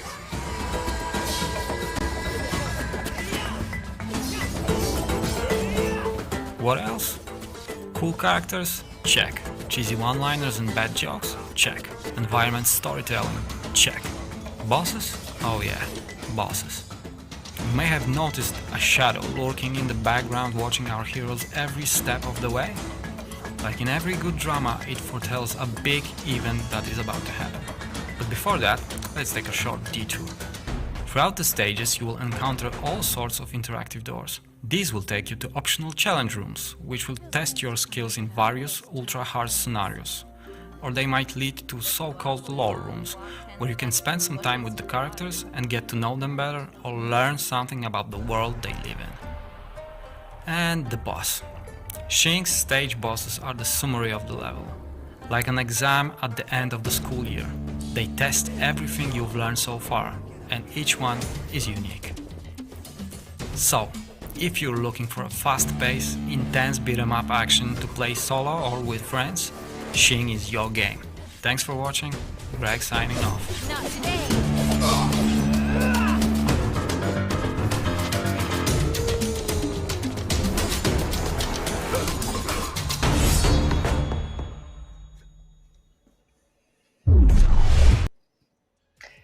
You're watching IGN Summer of Gaming. Later on, we've got a SpongeBob stream and a look into Xbox Smart Delivery, plus an interview with Tony Hawk at the end of the day, but right now, some info on the Forgotten City.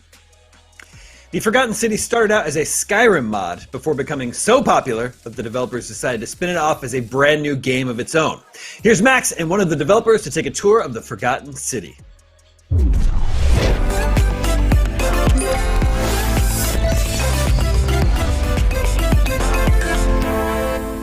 The Forgotten City began as a Skyrim mod, which won awards and was downloaded millions of times, and now it is becoming a standalone game. Here to tell us about it from Modern Story, we have writer and studio director Nick Pierce. Nick, welcome.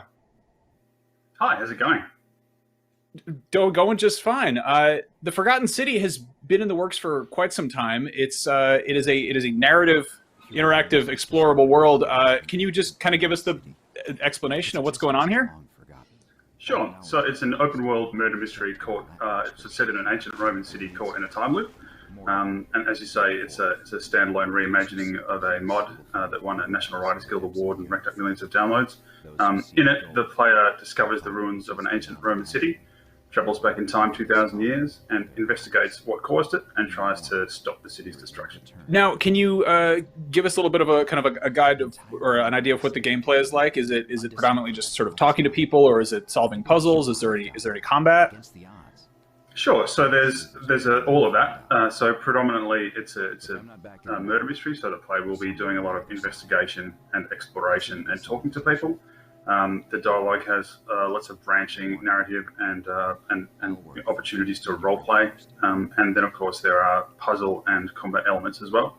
Although certainly the focus is on investigation and exploration. Now, obviously, a murder mystery has a certain amount of sort of twists and turns to it. Can you talk a little bit about how much the standalone game might differ from the mod for anybody who might have played the original and is? I think that every aspect of the game has been leveled up. So it has a new setting, a new engine. We're using Unreal. It has new twists and story beats and endings. It has more endings than the original one, so there are at least 4 new endings, or 4 endings in total.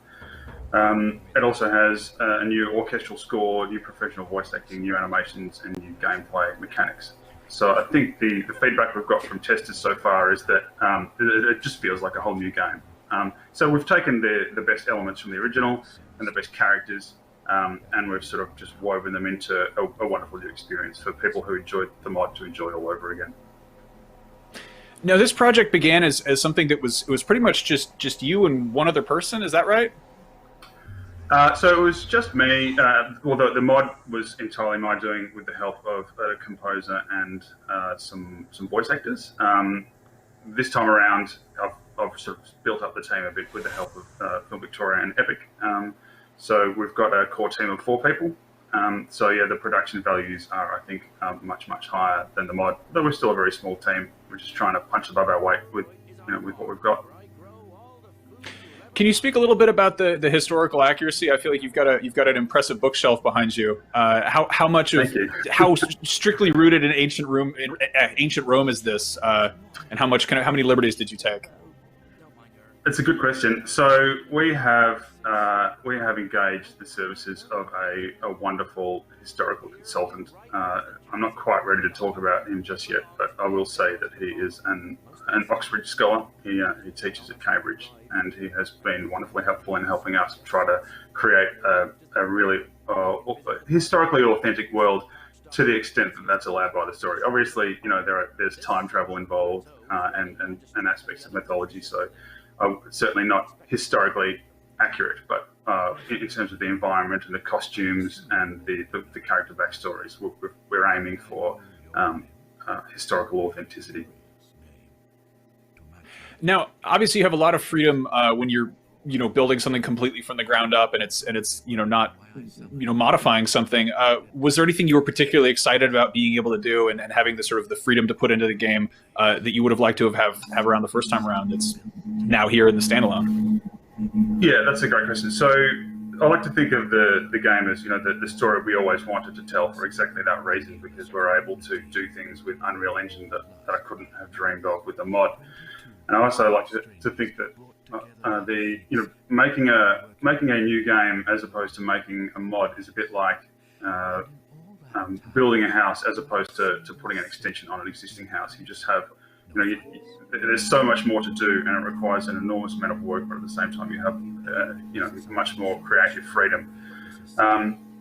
And so, one of the gameplay mechanics that we've built is around the golden rule. So I have to explain it a little bit. The backstory is that in the city, if anyone commits a sin, everybody dies. And so that was the case in the mod. It's the case in the game. Although in the game we call it the golden rule. And so what happens is that when somebody commits a sin, the earth rumbles and a great booming voice bellows out, and the lighting changes, and all these golden statues come to life and start firing golden bows at people. And so what happens when a person is hit with a golden bow or a golden arrow is that gold sort of creeps over their skin, and they slowly sort of melt into a golden statue. It's a really cool effect, and you've got to see it. And that's something that we could never have done without Unreal Engine. In fact, when I said to my programmer that that's what I wanted to do, I really didn't think it was going to be possible. But he just looked at me and said, "Yeah, we can do that." And so it was done within a day. It's very cool. That's awesome. Now we've seen a lot of people. I mean, obviously the modding community is huge. We've seen games that let people make games, like Mario Maker, Dreams, for instance. Do you have any advice for people who are getting their feet wet, building a game within another game, who might eventually want to break that out and create a game of their own separately? Do you have any tips from your experience you could pass on? Good question. Look, I think.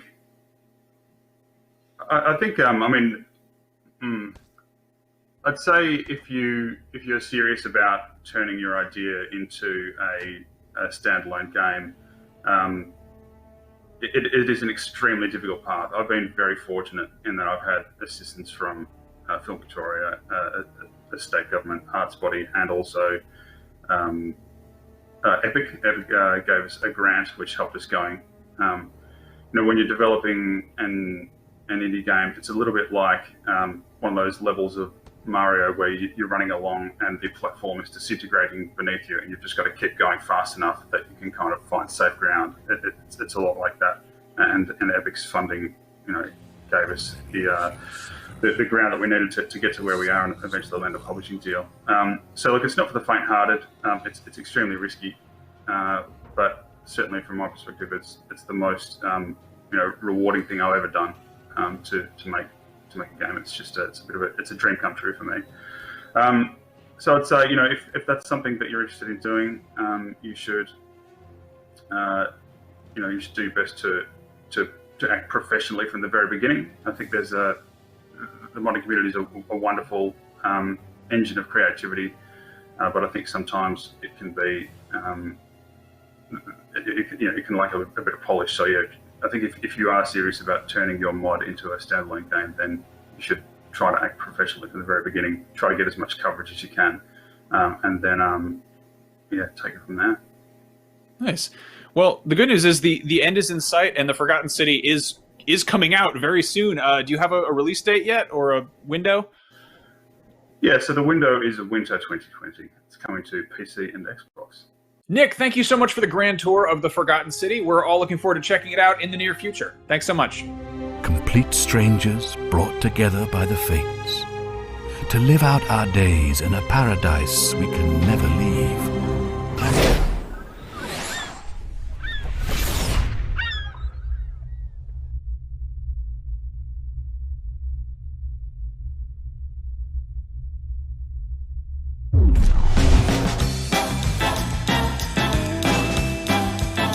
Welcome back to Check Out This Game on IGN Summer of Gaming, highlighting exciting, under-the-radar games worth your attention. This next one is particularly exciting for me because it's basically what happens when you take a turn-based Earthbound-inspired RPG and somehow make that even weirder. Take a look at some exclusive gameplay of Knuckle Sandwich.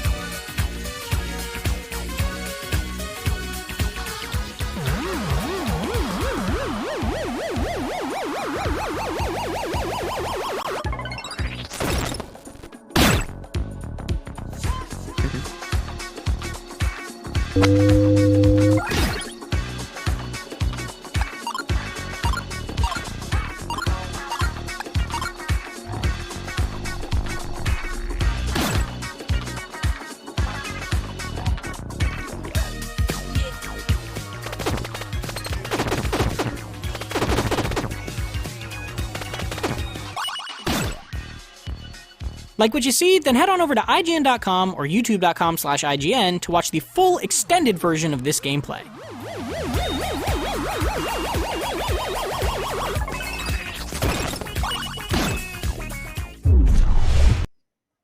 Thanks for rocking with us here at IGN Summer of Gaming. Follow us on TikTok and search IGN Summer of Gaming hashtag. Watch us on channel IGN1 on your Samsung TV Plus. Leave us a yappa. Yap, yap, yap. Donate at donate.ign.com. All of that. And while you do, we'll keep things rolling. See, it was a joke. It was a joke with a payoff. With Recompile and an upcoming 3D Metroidvania with hints of Tron, Cyberpunk, and some classic platforming action thrown in. Damon got a chance to chat with one of the developers about it, so let's take a look.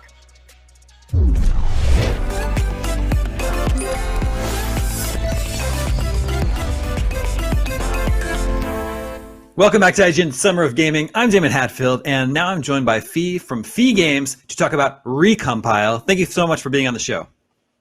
Yeah, thanks for having me. How's it going, Damon? It's great. So Recompile looks very cool. This is a 3D Metroidvania game that takes place inside a computer. Is that accurate? Yeah, that's right. It's a virtual world, kind of inspired by kind of sci-fi films like Tron and like old TV series like Reboot. I really wanted to make a game about a virtual world where you're kind of stuck inside a computer. So that's kind of the setting for it. Right. And we are actually a virus that's sort of infiltrating the network?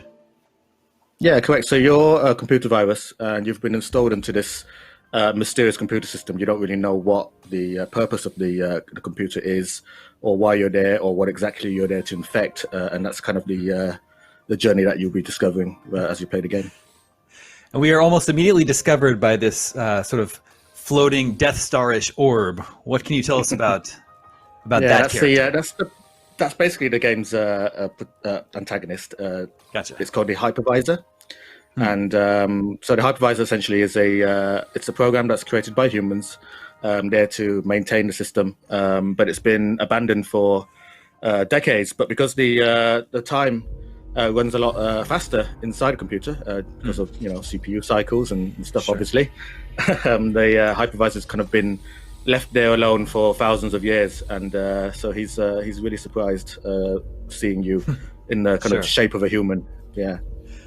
So talk about our character. I think you've described it as the character is only made up of effects. Yeah. So the character design, we never had a character designer when we first prototyped the game, but my business partner, he's a VFX artist and animator. So we decided, why not make a character just purely out of VFX and see what happens? And we did. And we posted it on Twitter, and it got 12,000 likes. And it was from that point we were like, okay, I guess we're making this game. Yeah, well, it makes for a very unique looking character to control. Thank you.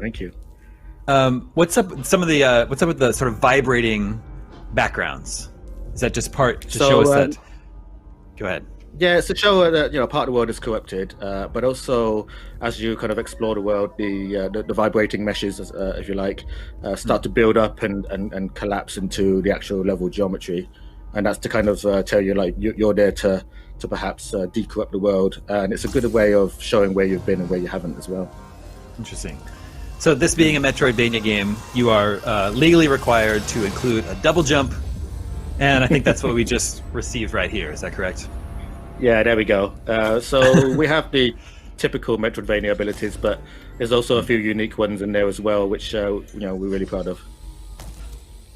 I believe you said the inspiration for this world was The Legend of Zelda: Breath of the Wild. Could you explain how so?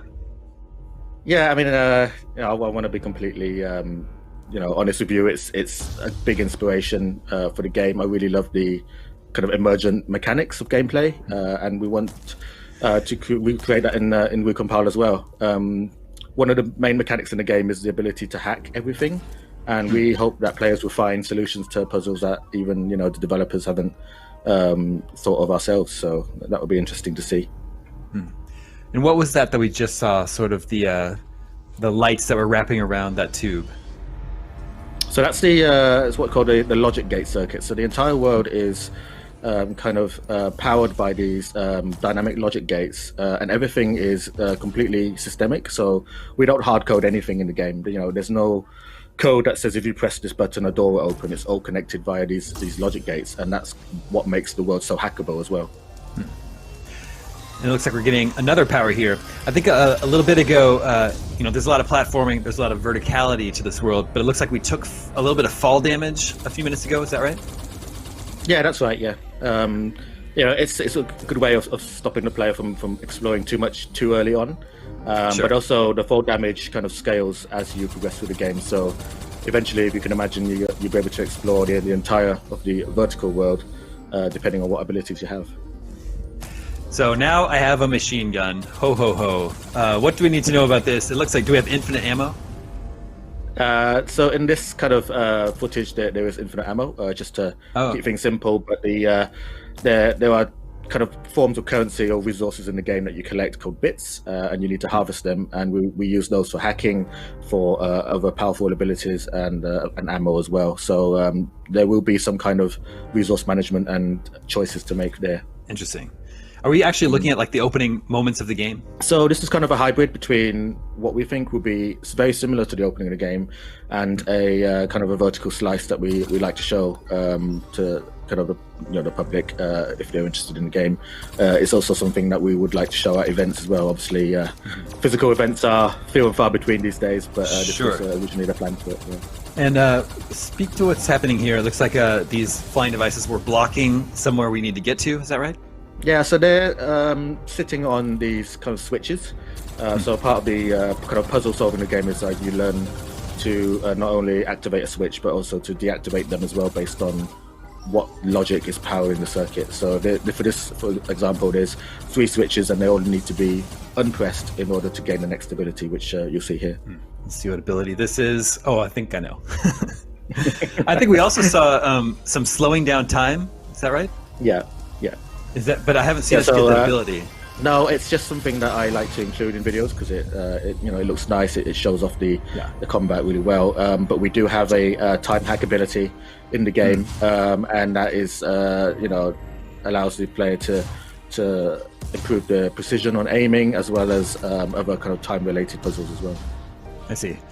So yeah, that last power we got was the dash. So in like under 8 minutes, we've already gotten 3 new powers here. But I think, as you were saying, this is sort of a truncated demo, right? The actual game won't move quite this quickly. No, I mean it's a full Metroidvania game. There's some real pacing to it, so we wouldn't get 10 abilities in 10 minutes. But for this demonstration today, I just wanted to show how cool some of the abilities look and how fun to play. The dash actually you can use for combat as well. So if you kind of dash into enemies, you can destroy them. And I think you've said before, you want to be the first ever Metroidvania that has branching narrative. Can you speak to that? Yeah, sure. So plenty of Metroidvanias that I've played are all pretty linear in the way that you have to collect ability A, B, C to progress through the game. So we wanted to support like multiple play styles, whether you like combat or traversal or hacking. And the depending on which abilities that you choose to get, gives you options on what route to take throughout the world, and then ultimately that will give the player a reason to change the narrative of the game as well. So the idea of Recompile is you're there to help create the first sentient AI, but what kind of AI you create depends on how you play. So if you're an aggressive player, you can imagine what kind of AI you would be creating at the end. Well, I think Recompile looks really cool. I can't wait to play it. What is the release plan? So we are currently in the final stages of polishing and fixing bugs, and then we are planning to release the game on PC and Steam at the end of the year, holiday season, and we're also looking at opportunities with next-gen consoles as well, but we currently don't have anything to announce today. Gotcha. Very cool. Well, thank you so much for joining us today for IGN Summer of Gaming. Recompile looks awesome. Thank you very much, and yeah, thanks for having me.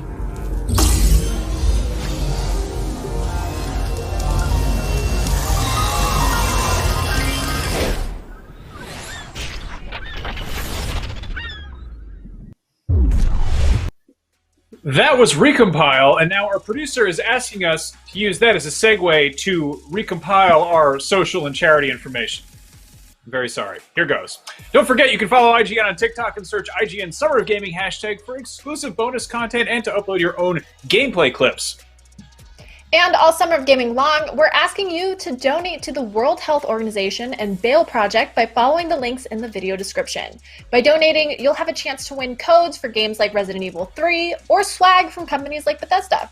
Donors who give more than $50 will have a chance to win a custom Summer of Gaming Xbox One X. Not bad. Now it's time for a quick break, but when we return, we've got a whole bunch of games from Humble Bundle and exclusive gameplay from Corepunk, plus more from SpongeBob later on. Stay tuned. IGN Summer of Gaming is presented by The Last of Us Part 2, available June 19th, rated M for mature. By the Army National Guard, working in our communities throughout the COVID pandemic to deliver food, build hospitals, and more. Go to nationalguard.com/esports for more info. And by Fuser, who will be partying with us all summer long.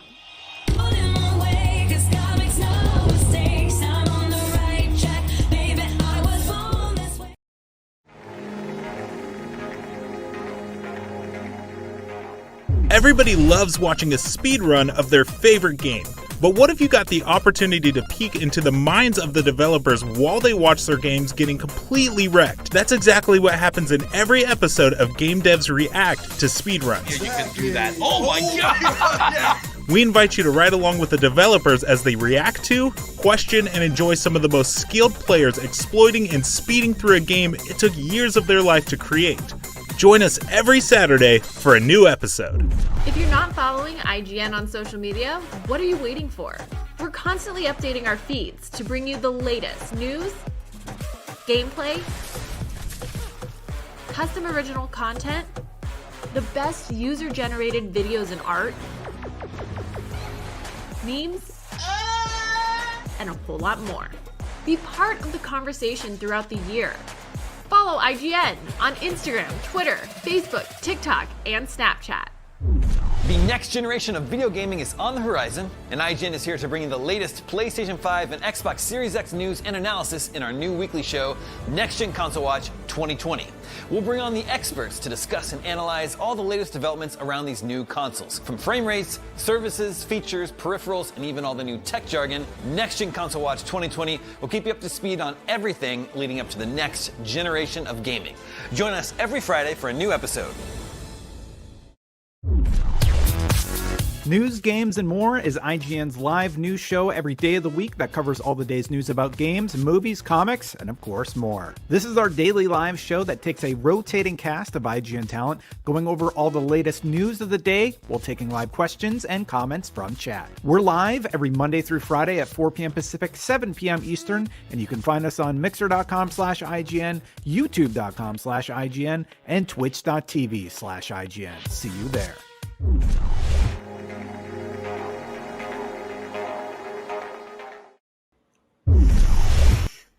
Welcome back. A little later, we'll have a SpongeBob Rehydrated Let's Play. But next up, here's the latest from our pals over at Humble Bundle, plus never-before-seen gameplay from Corepunk, a promising new top-down MMO RPG.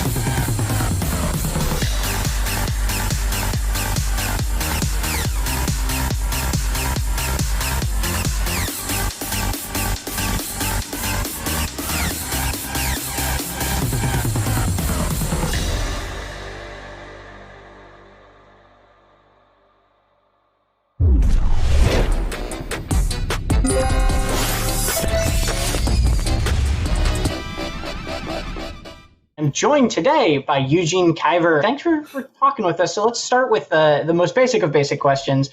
What is Corepunk? What is this game you guys are working on? In a nutshell, Corepunk is a top-down MMORPG in a vast, seamless open world with fog of war. Like initially, we thought we really wanted to have this experience of playing with fog of war in an open world, and we weren't able to find any other place, so we decided to build this game. And this is like a traditional MMO, right? Like this will be a large explorable world. Lately, there's a lot of instance-based games and session-based games, and there's not a lot of like classic MMOs. I mean, where you can meet thousands of people in persistent world. So yeah, that's pretty traditional MMO RPG. And you mentioned it already, but this was something I did want to talk about, which was the fog of war specifically. You know, fog of war is something we usually see in stuff like RTSs, that sort of thing, not really like MMO.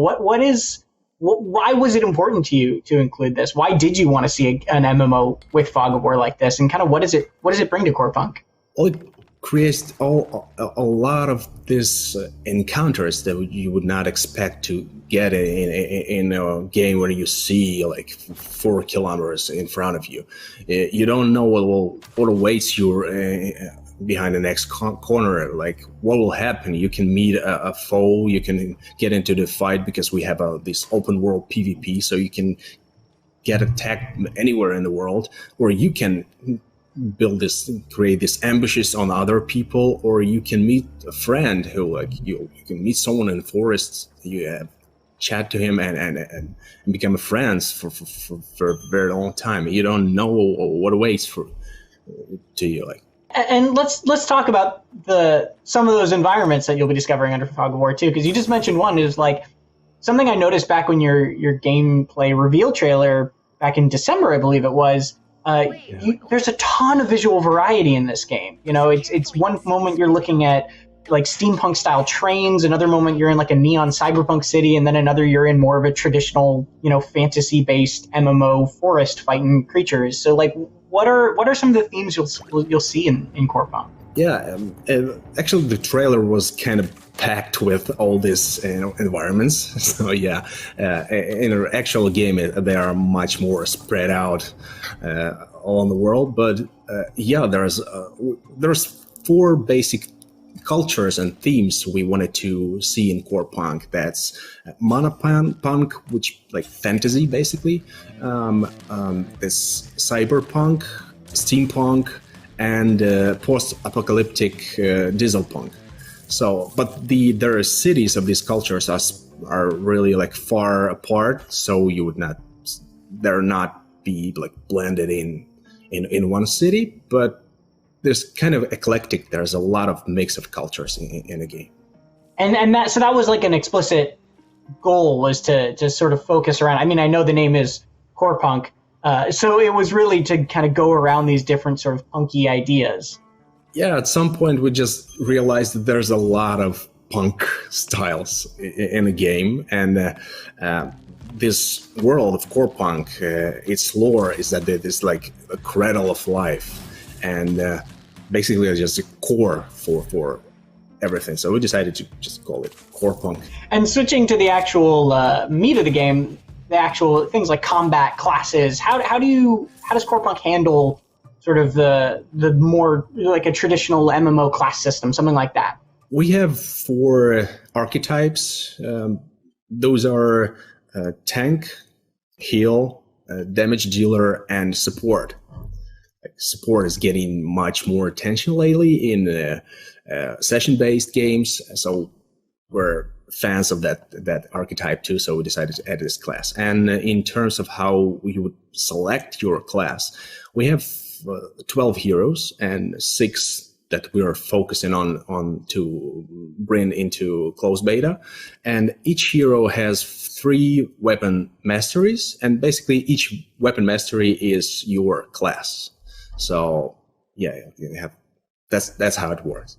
So there's 12 heroes each with 3 weapon masteries. So that's a lot of kind of choice in sort of how you decide to bring your character? Yes, that's a lot. But like, for example, you can be like, not all classes are in one character, right? There's just only 3 weapon masters, but basically kind of weapon you can use with that hero. And you can switch between them and upgrade them. Yeah, but there's a lot of like distinct fighting styles in a game with that many characters and 3 masteries each. Yeah. So I gotta ask, if there's like a healing archetype and a support archetype, how do the 2 differ? Because a lot of times those 2 are sort of interchangeably used. Yeah, but support is more about controls, helping people, and like, if you're in a raid, your primary goal is to heal, but support can stop someone, can help you, so it's just more diversity is more diverse, yeah. A lot more utility, more than just straight up keeping people alive. Cool. Yeah. What about the combat specifically too? Because in some of the gameplay you've already shown off, and it's you've got a lot of like big red circles that you have to dodge out of the way of, that sort of thing. It seems very action packed, very kind of dynamic, rather than just right click and take your hands off of the controls and be done. Yeah, like in a lot of MMOs, you get to the cap level and you're not interested in an open world anymore. So there's just mobs that are staying like at some spots, and you just hit everything you have, like spawn all your abilities, and you kill them. And we really wanted to make this part of the game interesting to high level players. So each camp, it consists of different mobs, and they get rearranged each time you kill them off. So they actually work together. Some of them keep distance to like range type. Some of them will heal other parts of that camp. So they're help and they cooperate. And you have to move, and we really wanted to make it like a part of the game because it's much more interesting. And so that also sounds like the enemy variety is kind of, or enemy variety and also enemy behavior is pretty important in that. Can you tell me a little bit kind of how you're tackling enemies and the things you'll actually be going up against? Some enemies can have different abilities every time they're spawned. So like, for example, a zombie, for example, it can, after you kill him, it will explode, for example, and you did not expected that from him. So some will like use like for example freeze you and they'll give levers to other like mobs to attack you while you're frozen. So they're different every time. You usually don't know what you have to adjust your tactics every time. Every time you meet a camp, you need to think about whether you have to. How would you approach it? And what about, I know this is early since you guys aren't even in beta yet, so it's sort of maybe jumping the gun a little bit to talk about this, but you mentioned sort of like in some other MMOs, these mobs just sort of like being there for high level players. What do you guys imagine the end game of Corepunk looks like? Are you going to have these giant raids? Are you going to expect people to go into PvP? How do you hope for like dedicated players to be engaging with it for a long time? Yeah, that's actually a problem for a lot of modern MMOs, that they have too much of too little, basically, of high-end content. Basically, 40% of our game is for you to get to the cap level, and after that, 60% of the game is high-level content, and it's open world. It's like vast wilderness where you can find like rare monsters, rare world bosses. That's dungeons, that's randomly generated dungeons and custom dungeons. There's also raids and arenas, battlegrounds, just plenty of things to do, basically. Well, great. Eugene, thank you so much for joining us, telling us all about Corepunk. It was a pleasure to have you on.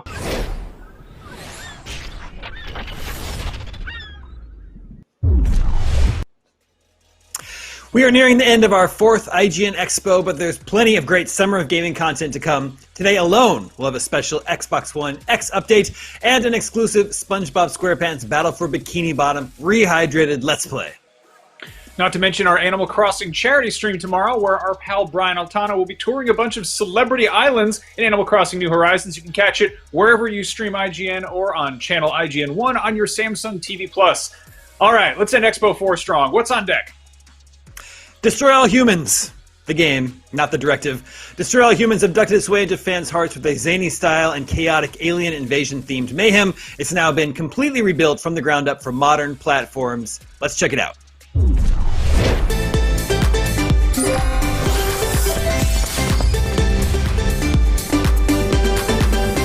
Destroy All Humans is the upcoming open-world sci-fi action-adventure reboot of the classic 2005 game, and I can't wait to learn more about it, so here to help me do just that is Dennis Schleifer and Stefan Schmitz from Black Forest Games. Hi, guys.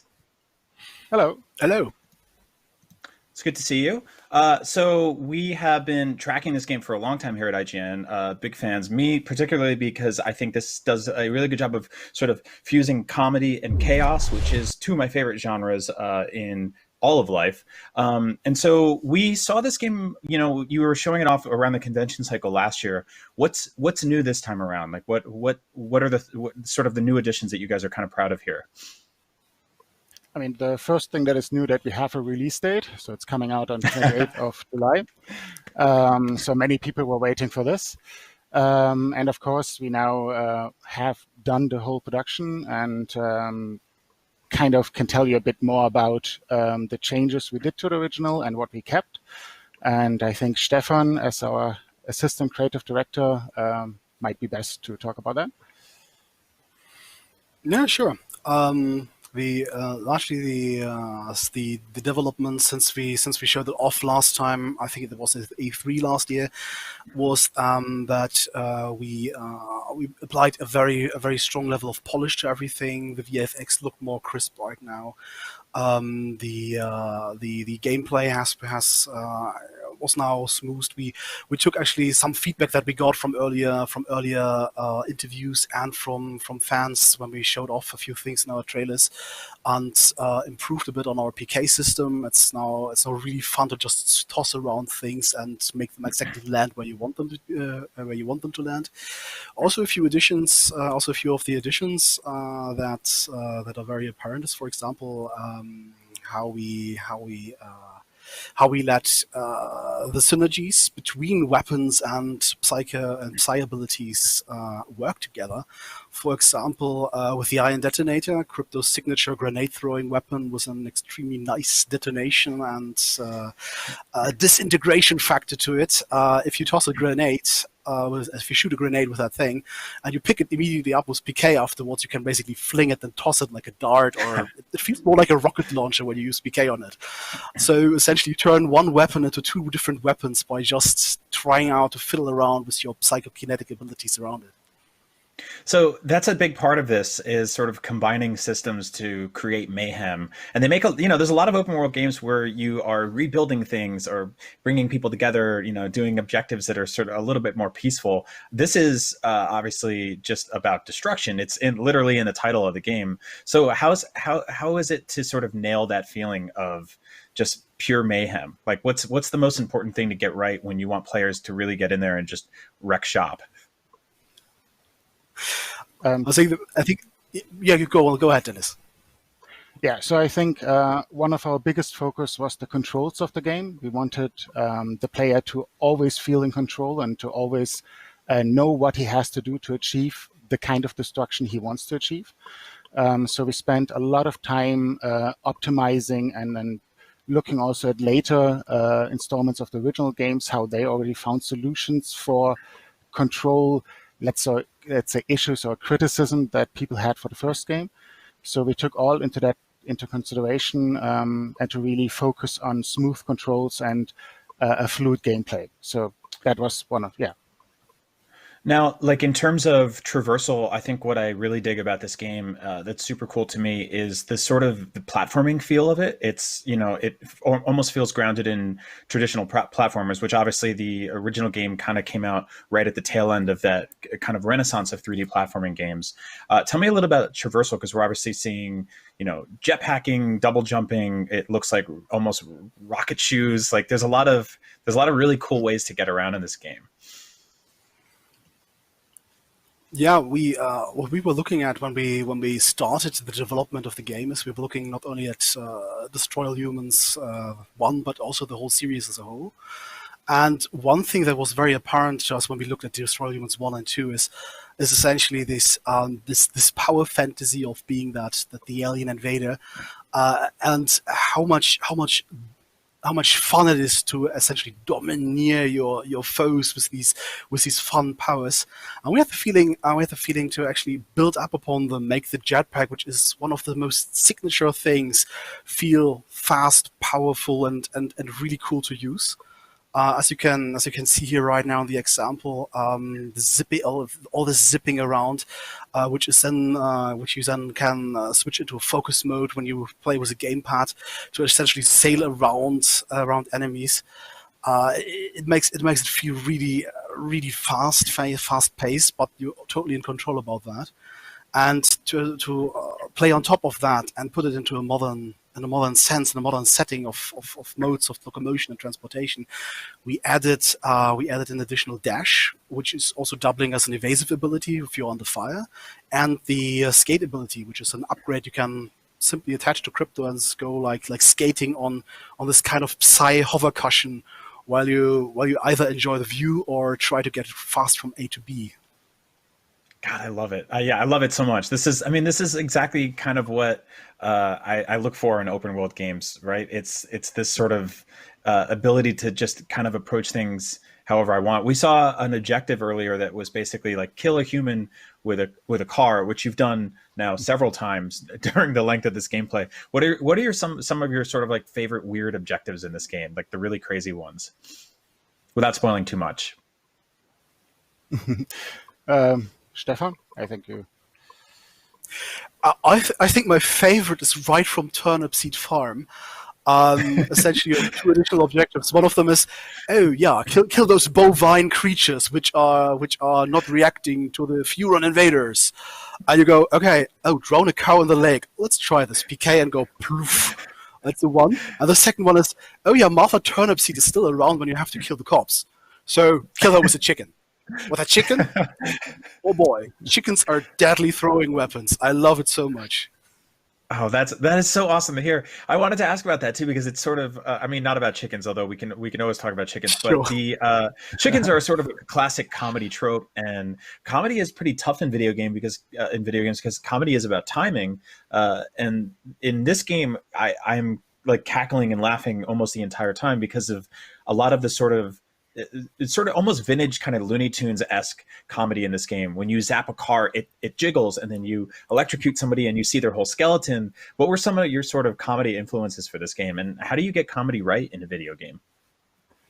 I mean, the great thing we had great material to work with. The whole storyline, the voiceovers, the way the voiceovers were done, already kind of inspired the whole team to find more in that area. So you're absolutely right. It's a lot about timing. It's a lot about how it actually looks. Then, I mean, for example, there was a long discussion what art style we should go for. Should we go for a bit more realistic? Should we go for the art style that we then chose now, which is a bit more cartoony? And the humor was one of the main aspects why we decided to go for a bit more cartoony style, since I think it lends itself better to make the game fun and not too serious. I mean, it's a game about destroying all humans, and if you would have done this, in a super realistic style, I don't know if it would have had the same charm as it does now. Now, the vehicular combat is amazing. I love the absolute destruction that's happening right now. Tell me about some of the weapons there. We just saw is this just basically like a massive laser beam flamethrower that can do graffiti on the ground? That weapon is. Yep. You go first. I mean, The name says it all. It's the Death Ray, and that's what its job is. So what we added is that you can also, shoot just downwards from UFO instead of just forwards, just to kind of go with the whole UFO trope a bit more. So that's the main weapon you have from the beginning. But you also have then the Quantum Deconstructor and the Sonic Boom. I hope I said the right ones now. Stefan, correct me if I didn't. Quantum Deconstructor and Sonic Boom. Yeah. Yeah, it's I mean, you occasionally feel bad about what you're doing here, I imagine, but ultimately, like, you are playing sort of as the bad guy, but there's a motivation there, right? Like, it's not just pure chaos. Or am I inventing that? Is this dude just ready to just wreck shop? No. The Furens have a mission. The Furens are on Earth to collect Furen DNA that has been intermingled with the human DNA a long time ago, when sailors, so to say, from the Furens were on shore leave on Earth and did what sailors do then. And so the Furen race, as they as they clone themselves, and this degrades their DNA, they're at the point where their DNA is not strong enough anymore. So they need this fresh, old kind of Furen DNA, and that's their mission. That's the main reason why they're on Earth. Yeah, I love that. So also, while saving a race. Oh, no, that's great. While you're saving a race while you're destroying sort of like a classic donut shop, which I like. I was wondering how that building particularly would explode, and seeing the donut just soar into the air and land back in the fire is just like, it warms my heart. I mean, it breaks my heart too, because I love donuts, but how much fun are you guys having just sort of deciding how you want things to explode, and the physics in which certain parts break off and things burst into flames and stuff like that, because it seems like you're having a blast. Absolutely, it is a blast. But as with games development, this is a lot of meetings, a lot of sitting together and thinking about how can we transport it, how can we stay true to the identity of this game and kind of ramp it a bit up to 11, but not too much. So we try with our designs and our implementations to find the sweet spot, really, that is kind of complementing the original game, but on the other hand feels so natural. Like Dennis has always coined the phrase for us. We're not making a remake of the original game. We're making a remake of the memories players have of that game. And I think we did a great job with that. So one really important aspect to get the humor right in the game is to actually give the animators and the technical artists the freedom to make choices and to see how they can actually infuse humor in the work they're doing at that moment. And that was one really important thing that we made sure our team had. No, I love it. No, thank you guys so much. I think this is the kind of game the world needs right now. It's a little bit of chaos that we can actually take control of ourselves. Thank you guys so much. Destroy All Humans is out on PC, PS4, Xbox One, and Stadia on July 28th, which is incredibly soon. I'm very excited for it. All right, thanks so much. We look forward to hearing more about Destroy All Humans in the future.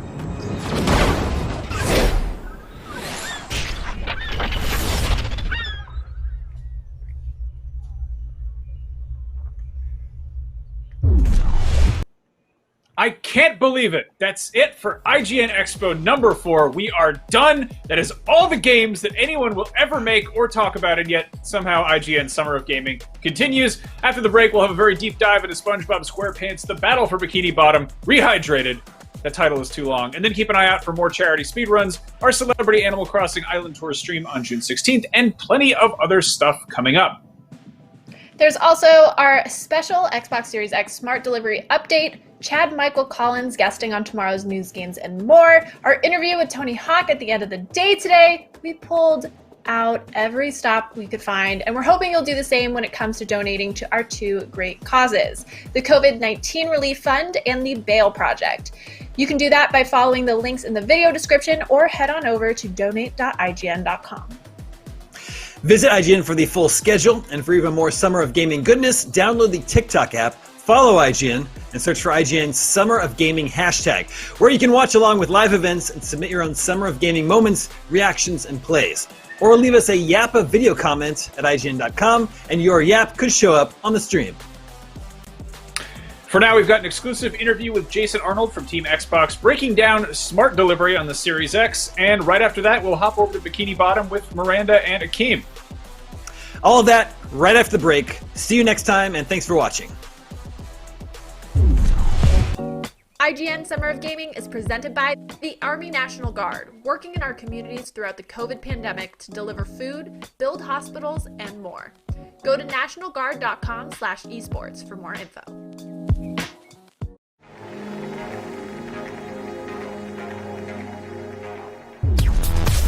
News, games, and more is IGN's live news show every day of the week that covers all the day's news about games, movies, comics, and of course more. This is our daily live show that takes a rotating cast of IGN talent, going over all the latest news of the day while taking live questions and comments from chat. We're live every Monday through Friday at 4 p.m. Pacific, 7 p.m. Eastern, and you can find us on mixer.com/IGN, youtube.com/IGN, and twitch.tv/IGN. See you there. The next generation of video gaming is on the horizon, and IGN is here to bring you the latest PlayStation 5 and Xbox Series X news and analysis in our new weekly show, Next Gen Console Watch 2020. We'll bring on the experts to discuss and analyze all the latest developments around these new consoles. From frame rates, services, features, peripherals, and even all the new tech jargon, Next Gen Console Watch 2020 will keep you up to speed on everything leading up to the next generation of gaming. Join us every Friday for a new episode.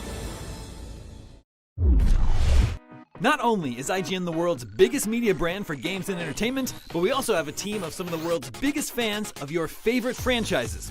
From breaking news and exclusives, never-before-seen looks at movies and games, to reviews, let's plays, and live streams, IGN brings you all the coverage you need, no matter where you are. Whether you're on IGN.com, the IGN app, YouTube, Facebook, or Snapchat, we've always got you covered. IGN, the #1 source for all games and entertainment fans worldwide. If you're not following IGN on social media, what are you waiting for? We're constantly updating our feeds to bring you the latest news, gameplay, custom original content, the best user-generated videos and art, memes, and a whole lot more. Be part of the conversation throughout the year. Follow IGN on Instagram, Twitter, Facebook, TikTok, and Snapchat.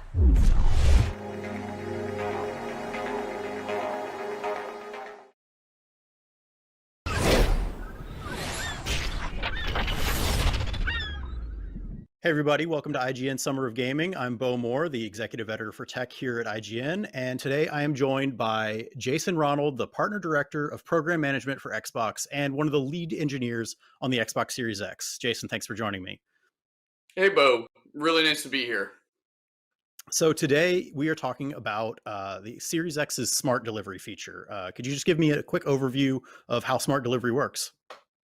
Sure. So smart delivery is really designed to make sure that people have confidence in whatever games that they purchase today.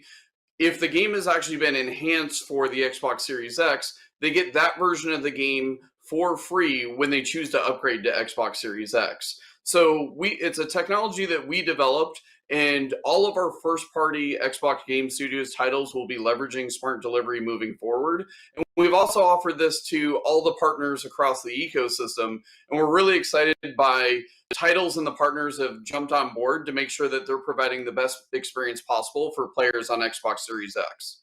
Awesome. So is there like a time limit for how long this cross-generation offer lasts? No, this is part of the permanent offering. So once you go ahead and purchase a game, say on Xbox One, you can pick and choose when you choose to upgrade to Xbox Series X, and we'll guarantee that we'll always make sure that we have the best version waiting for you. Obviously, this will support all first-party games, but it's something that developers have to buy into. So for games that are current-gen Xbox One games, but that might not have smart delivery, will those still be playable on the Series X? Absolutely. As part of our commitment to compatibility, the thousands of games that run on Xbox One today will all run on Xbox Series X. But if a developer's actually gone back and enhanced or optimized their title for Xbox Series X, when a title adopts smart delivery, when you jump into playing that game on the Xbox Series X, we'll download that version that's been optimized and enhanced by the developer, and we'll make sure that you have the best version.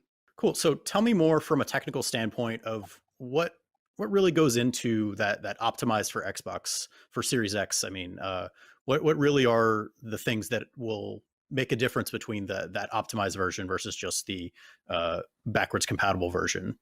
So there's a whole breadth of new capabilities that are only possible on the Xbox Series X. Things like hardware accelerated ray tracing, or games that choose to run at 60 frames a second or higher. So if a developer actually goes back and takes full advantage of those capabilities, but they want to make sure that they're providing the same great experience and allowing players to play together, as well as moving all the progression forward, we've provided all of the platform technology on the back end to make that super seamless for the developer. And then from a player, you have confidence that you can be playing your favorite game today. You can choose to upgrade to the Xbox Series X, and all of your progression moves forward with you, and you can just pick up and play directly from where you left off.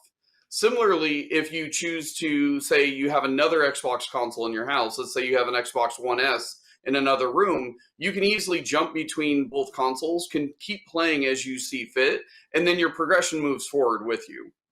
So from a technical standpoint, what kind of development work has to actually go into for the developers to make a game smart delivery compatible? So for smart delivery itself, it's actually super simple. All the developer has to do is upload their optimized version of the Xbox Series X version of the game, and then we handle all of the complexity on the back end. So it's really about empowering the developer and letting the developer determine how best to use all the power that's delivered in the Xbox Series X. They focus on making their game great, and then we handle all of the complexity on the back end on their behalf. So let's now look a little bit into the future. How long will smart delivery be supporting the current gen of Xbox games? So ultimately, it's going to be up to each individual title to choose how they take the full advantage of Xbox Series X. And this is a platform capability that we have, and it will be available throughout the generation. So if a developer chooses to continue to ship their title on the Xbox One generation, and then they have an enhanced version on the Xbox Series X, we'll continue to support that. You know, some titles will choose to really take full advantage of the Xbox Series X and make, sometimes there's going to be scenarios where they can only deliver those on the Xbox Series X. And in those cases, once again, we'll make sure that you're always playing the best version of the game on whatever version of the console you choose to play on. Gotcha. So in that case, if basically the new version, if it's only capable on Series X, that means that it won't be playable on current gen hardware. Is that right? Correct. Got it. Cool. Well, that answers all of my questions. Thanks so much, Jason, for joining us here on IGN Summer of Gaming. For more Xbox and more Summer of Gaming, keep it right here to IGN.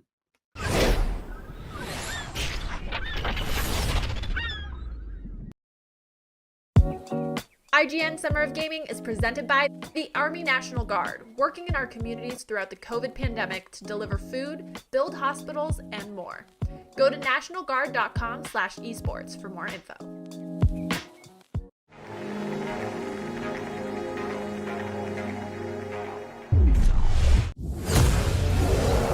We're happy to present IGN Summer of Gaming, featuring the latest and greatest in game reveals, news, trailers, next-gen coverage, and more. Our month-long event features our first ever series of IGN Expos, where you'll get first looks at world premiere game trailers, exclusive game demos, and interviews you won't find anywhere else. IGN Summer of Gaming, only on IGN and IGN One on Samsung TV Plus.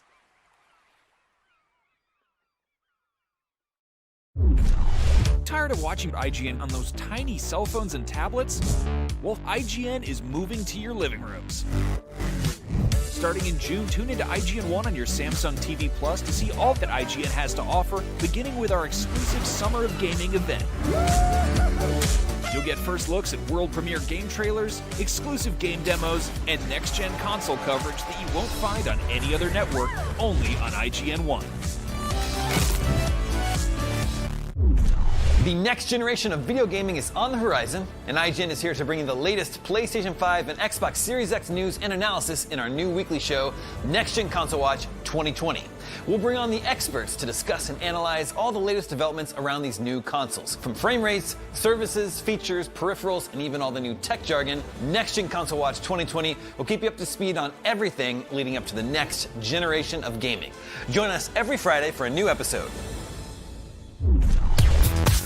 News, games, and more is IGN's live news show every day of the week that covers all the day's news about games, movies, comics, and of course more. This is our daily live show that takes a rotating cast of IGN talent, going over all the latest news of the day while taking live questions and comments from chat. We're live every Monday through Friday at 4 p.m. Pacific, 7 p.m. Eastern, and you can find us on mixer.com/IGN, youtube.com/IGN, and twitch.tv/IGN. See you there.